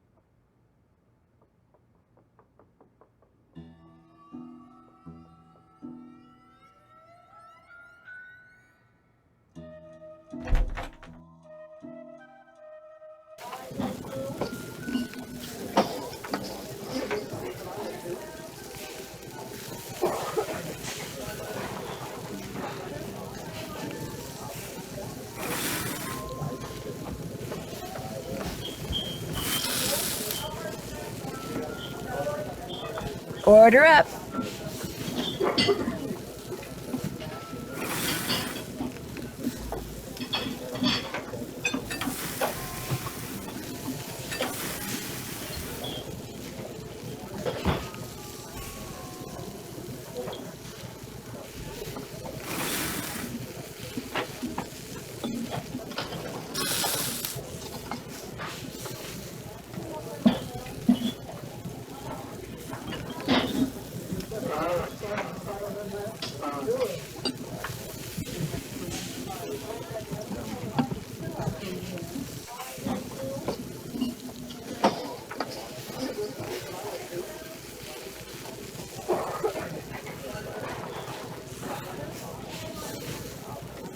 Order up.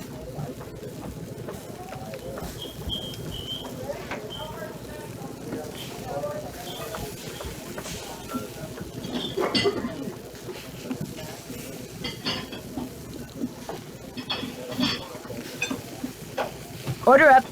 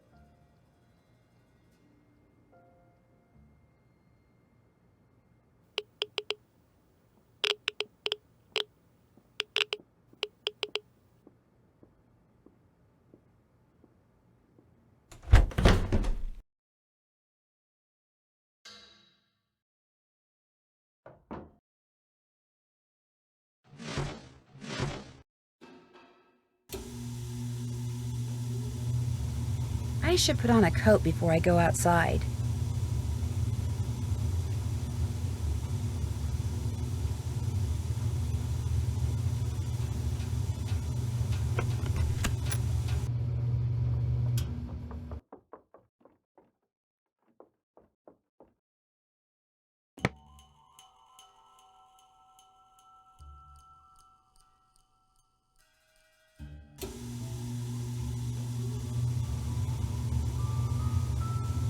Lou Talbot's gone, in case you didn't know. Just up and left. Uh-oh, Chantal's not gonna like that. The good news is, you don't have to do the cooking anymore. I can handle it from here on out. That's all the questions I had. Good.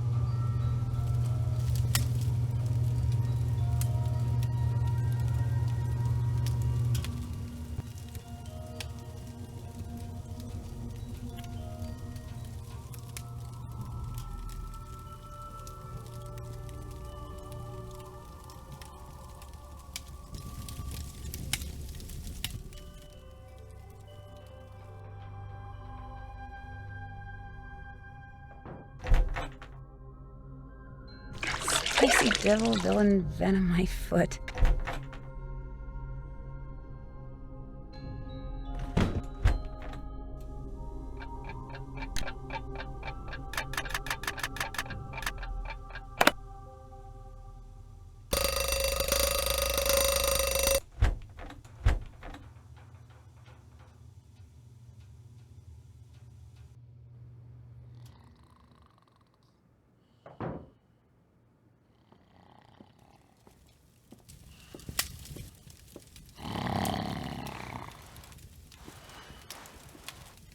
Huh?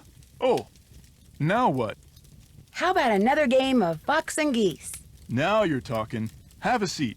Ready? Would you mind if we use this little pig I found in place of the fox piece? Fine by me.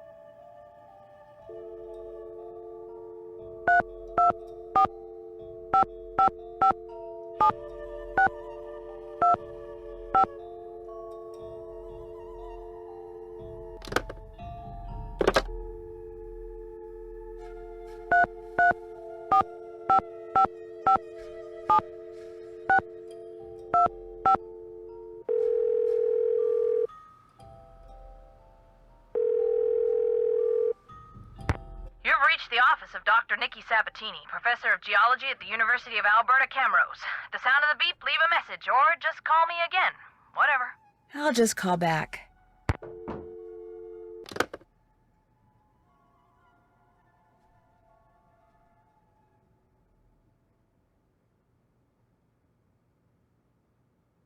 Been there, done that.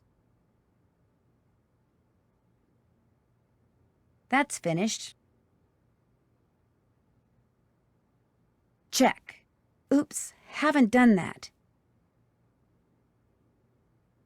Still need to do that. That's finished. Check. Check. Check. Been there, done that.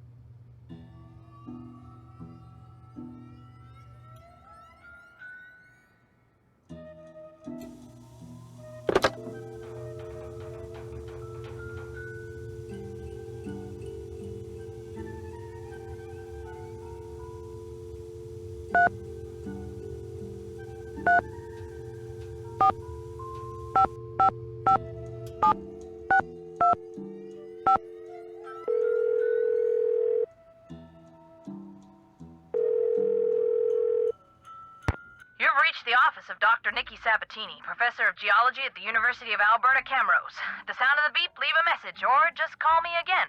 Whatever. I'll just call back.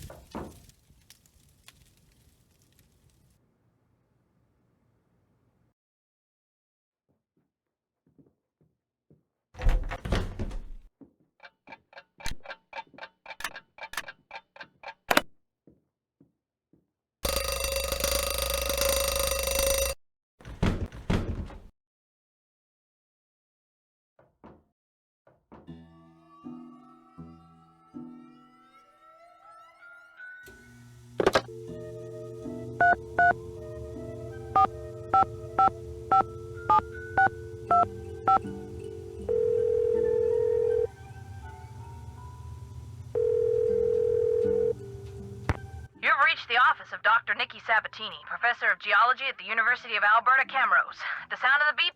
No, disregard all that. I'm here. Who's this? My name is Nancy Drew. I'm staying at the Icicle Creek Lodge, and I recently came across some kind of device that had your phone number on it. Describe the device. Well, it has a spike on one end of it, and... Well, I'll be darned. Where did you say you found it? Well, actually, someone's dog was using it as a chew toy. She must have found it outside somewhere. You know what it is? It's a geophone. Someone stole a whole crate of them from me when I was out on Skookum Ridge not too long ago. What's a geophone? If If you stick it in the ground, a geophone will detect seismic waves and turn them into electrical signals, which are then transmitted to a computer so they can be recorded and eventually interpreted. It lets geologists like me make maps of mineral deposits and such without doing any digging. See, I was preparing to do a subsurface survey of the area using reflection seismology. I set up camp, stored all my equipment in a trailer, went into town for supplies, and when I came back, the trailer had been broken into, and all my geophones were gone. I was going to be the first person to do a full geological survey of the Icicle Creek drainage and the ridges surrounding it.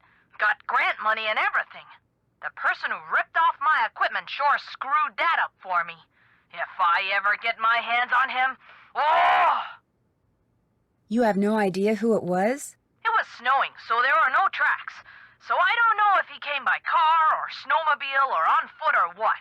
I'm assuming it was a guy, because he only took the geophones, so he must have known what they were and how to use them. And since not that many women are into explosives... Explosives? The seismic waves that geophones detect are man-made. You detonate something on the surface of the ground, and the concussion creates seismic waves which bounce off different geological features differently, depending on the impedance of the feature. The reflected waves are what the geophones detect and transmit. So, to put the geophones to use, you need to blow things up? Correct. That's interesting. So, if someone were looking for valuable mineral deposits, they might use geophones to do it? If someone had the technical expertise, yes. Although reflection seismology is more typically employed to locate deposits of hydrocarbons, like oil and gas.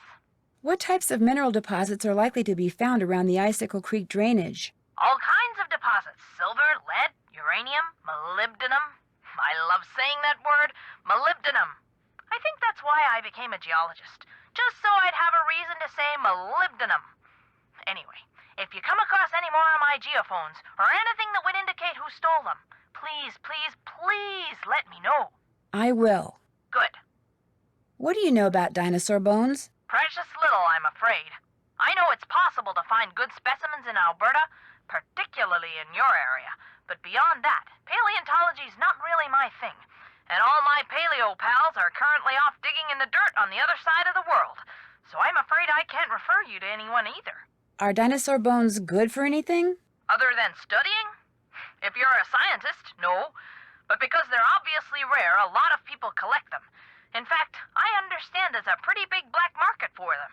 Black market? You mean people pay money for dinosaur bones? People pay big money for them. I came across a Geiger counter. What can you tell me about them? The closer you get to a source of radiation, the more they click. They've been around for about 100 years. They're portable. Do you know what range of radiation is unsafe? Assuming the Geiger counter is measuring radiation in the environment and not in, say, a nuclear power plant, I wouldn't worry about it. When it comes to exposure to radiation, even the experts can't agree on what's safe and unsafe. And the fact is, you're exposed to radiation every single day. You can't avoid it. You absorb cosmic rays from space, ingest carbon-14 in food, inhale radon from the ground. You even get a dose of radiation whenever you watch TV, albeit a teeny tiny one. Plus, it's a cumulative thing. Is it okay to get your arm x-rayed? Sure.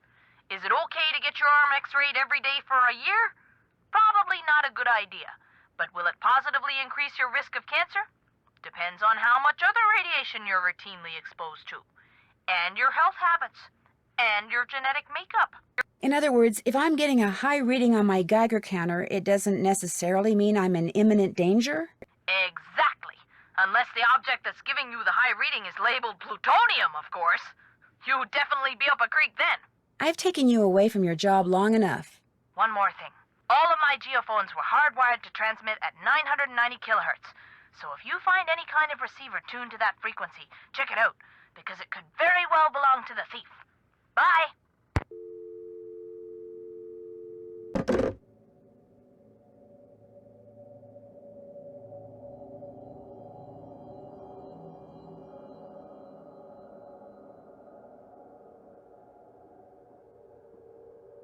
Been there, done that.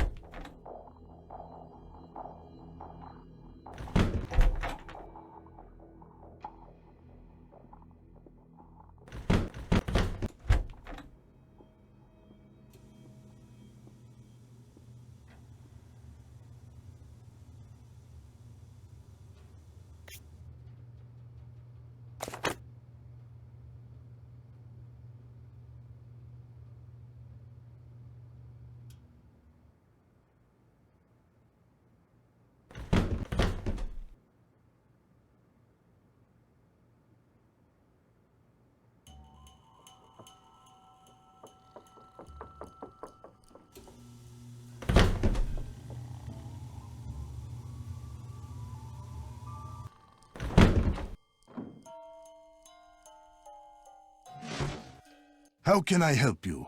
Thanks for taking the time to talk to me. Kavichinaya. What you need? I'd better get back upstairs. Good.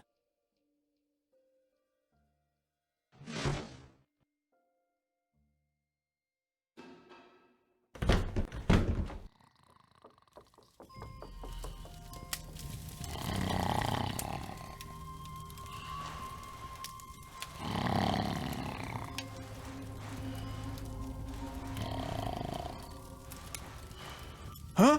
Oh, now what? How about another game of fox and geese? Now you're talking. Have a seat. Ready? I'm going to replace the fox with my pig again. Go right ahead.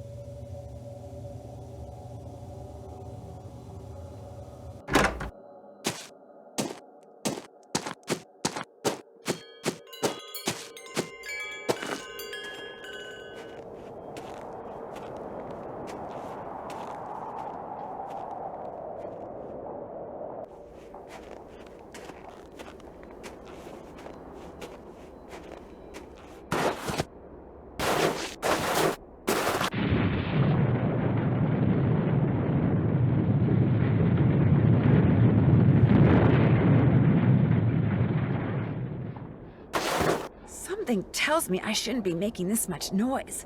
Not when I'm walking in a place called Avalanche Ridge.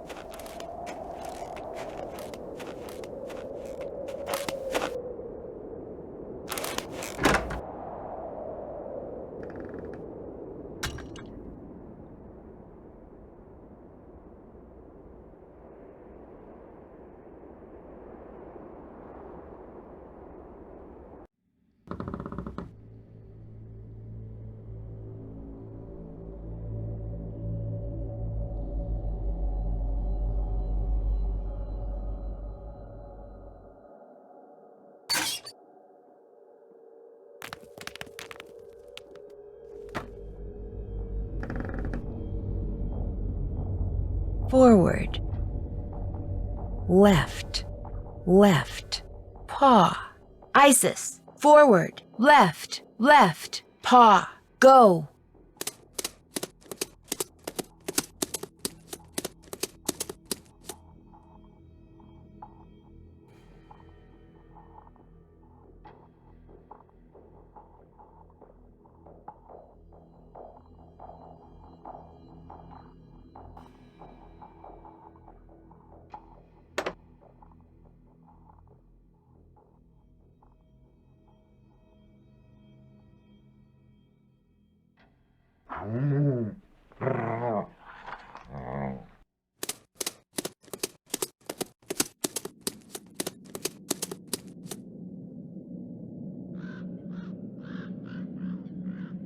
Forward, forward, forward. Jump. Paw. Isis. Forward, forward, forward. Jump. Paw. Go.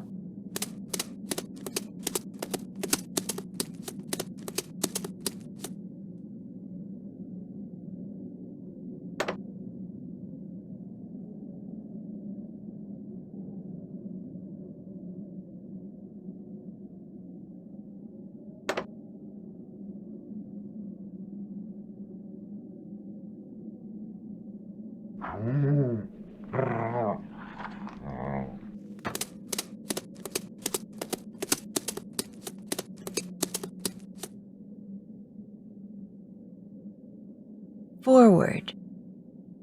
Right. Forward. Jump. Left. Paw. Isis. Forward. Right. Forward. Jump. Left. Paw. Go.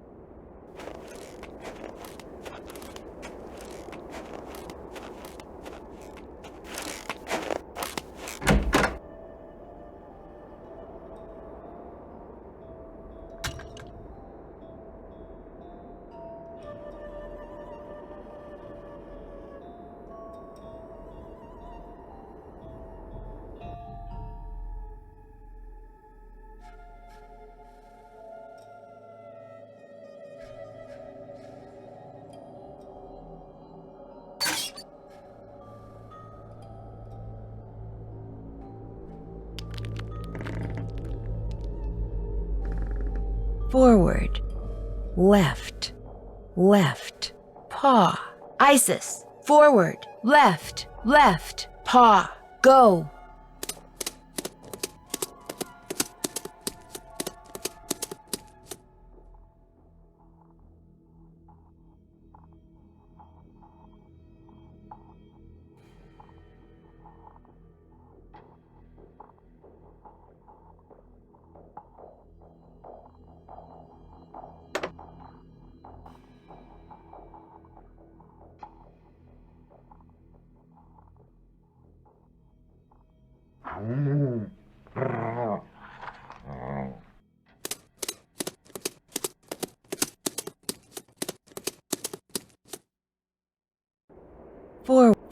Forward, jump, paw. Isis, forward, jump, paw, go.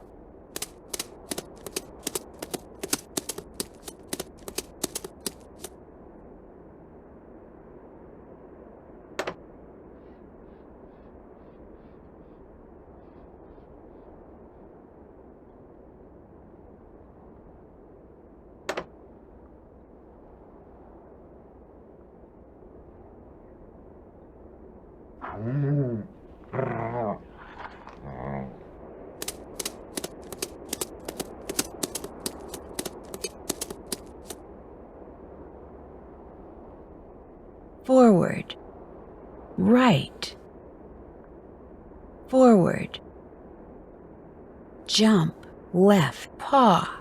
Isis, forward, right, forward, jump, left, paw, go.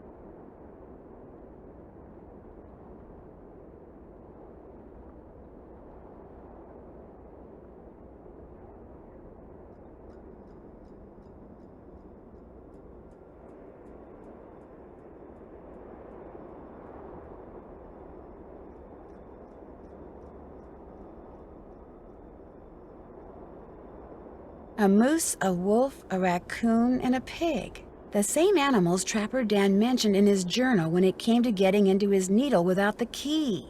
I'll bet that's what's behind this wall, a room below the needle.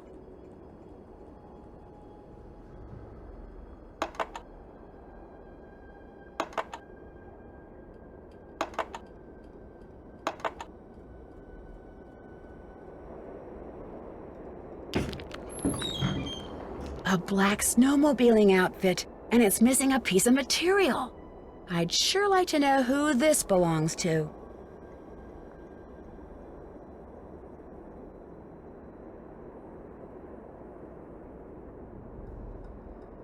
UC Brea. This bag must belong to Lou. Oh my gosh, it's full of explosives. Lou is the one who's been making those craters. He lied to me. He has been looking for dinosaur bones.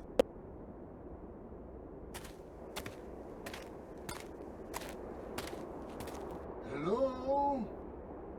Is someone in here? Hello? Nancy? Yanni, what are you doing here? I was skiing, but when I passed the needle, I saw that there was a door in it. A door which was open. So I took off my skis to look, and now I am here. What is this place? All I know is I found a bag, Lou Talbot's bag, and it's full of explosives. Lou is the one who has been blowing up things? He is the bomber? He's been excavating dinosaur bones. He may be responsible for a lot of the other stuff that's been going on around here, too. You must stay here and guard the bag. I will ski back to the lodge very quickly and tell the handyman to call the authorities. Then I will return. You will be safe? Perhaps I should stay. No, you go. I'll be fine. I will hurry. Looks like Yanni dropped something. It's that thing he's always wearing on his arm. Hey, Yanni! You dropped something! Yanni? She's got a glove from that snowmobiling suit Lou left behind. Wait a minute. What she just did means the scent on that glove and the scent on that thing Yanni dropped are the same. Which means the person who's been wearing that snowmobiling suit and blowing things up is Yanni. Geophone data... uranium? Oh my gosh, he set the timer. It looks like he's about to blow up the needle. Isis, we've got to get out of here, fast!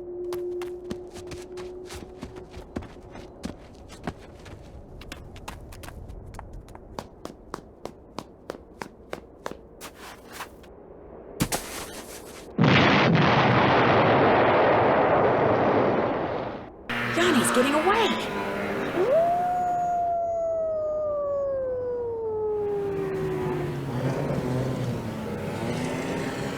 What in blazes happened here? Ollie, I need to borrow your snowmobile. I'll explain later.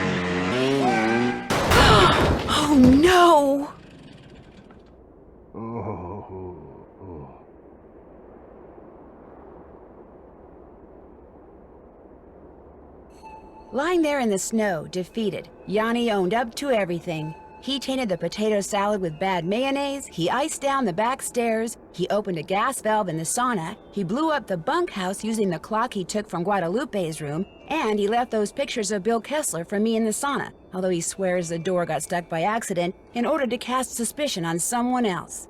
He did all this because he wanted everyone to leave Icicle Creek Lodge. Why? Because it turns out that he was actually spying for the government of Fredonia, which had sent him to Canada to look for uranium. Apparently, his superiors hoped to secretly mine what he found and smuggle it back to Fredonia. What they planned to do with it then, even Yanni didn't know, but he insisted that he never meant to hurt anyone, and that he really was the best cross-country skier in the world. Unfortunately, he'll never get a chance to prove that now. Chantal has barely been off the phone since she got back to the lodge. It seems that Yanni's shenanigans made the nightly news, not just in Canada, but in the States. And as a result, people have been booking stays right and left, much to her delight. When I told her and Ollie how Isis had helped me, they were truly amazed. Hopefully, from now on, Ollie will think twice about pulling out his rifle every time he sees a varmint. As for Isis, Guadalupe called me that very night and told me she'd found a wolf sanctuary that could take her. I could tell from the way the volunteers from the sanctuary treated her when they came to get her that she'll be in good hands at her new home. But still, it's sad that through no fault of her own, she can never run free again. They said it's possible that she might someday be released back into the wild, but not very likely. I'm going to keep my fingers crossed anyway.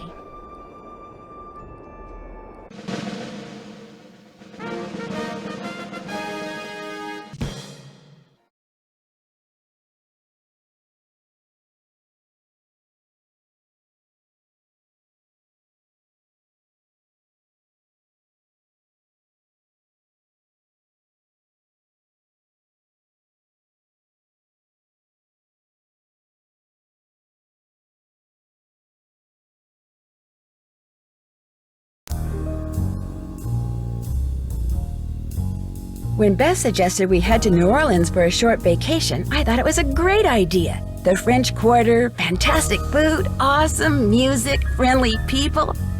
But all it took was one little side trip to check on a friend of Ned's, and suddenly everything got very strange. A recent death, a musty old mansion, a disturbingly odd curio shop, a garden where only secrets seemed to grow, and something as ancient as it was terrifying. Join me on my next adventure, Legend of the Crystal Skull.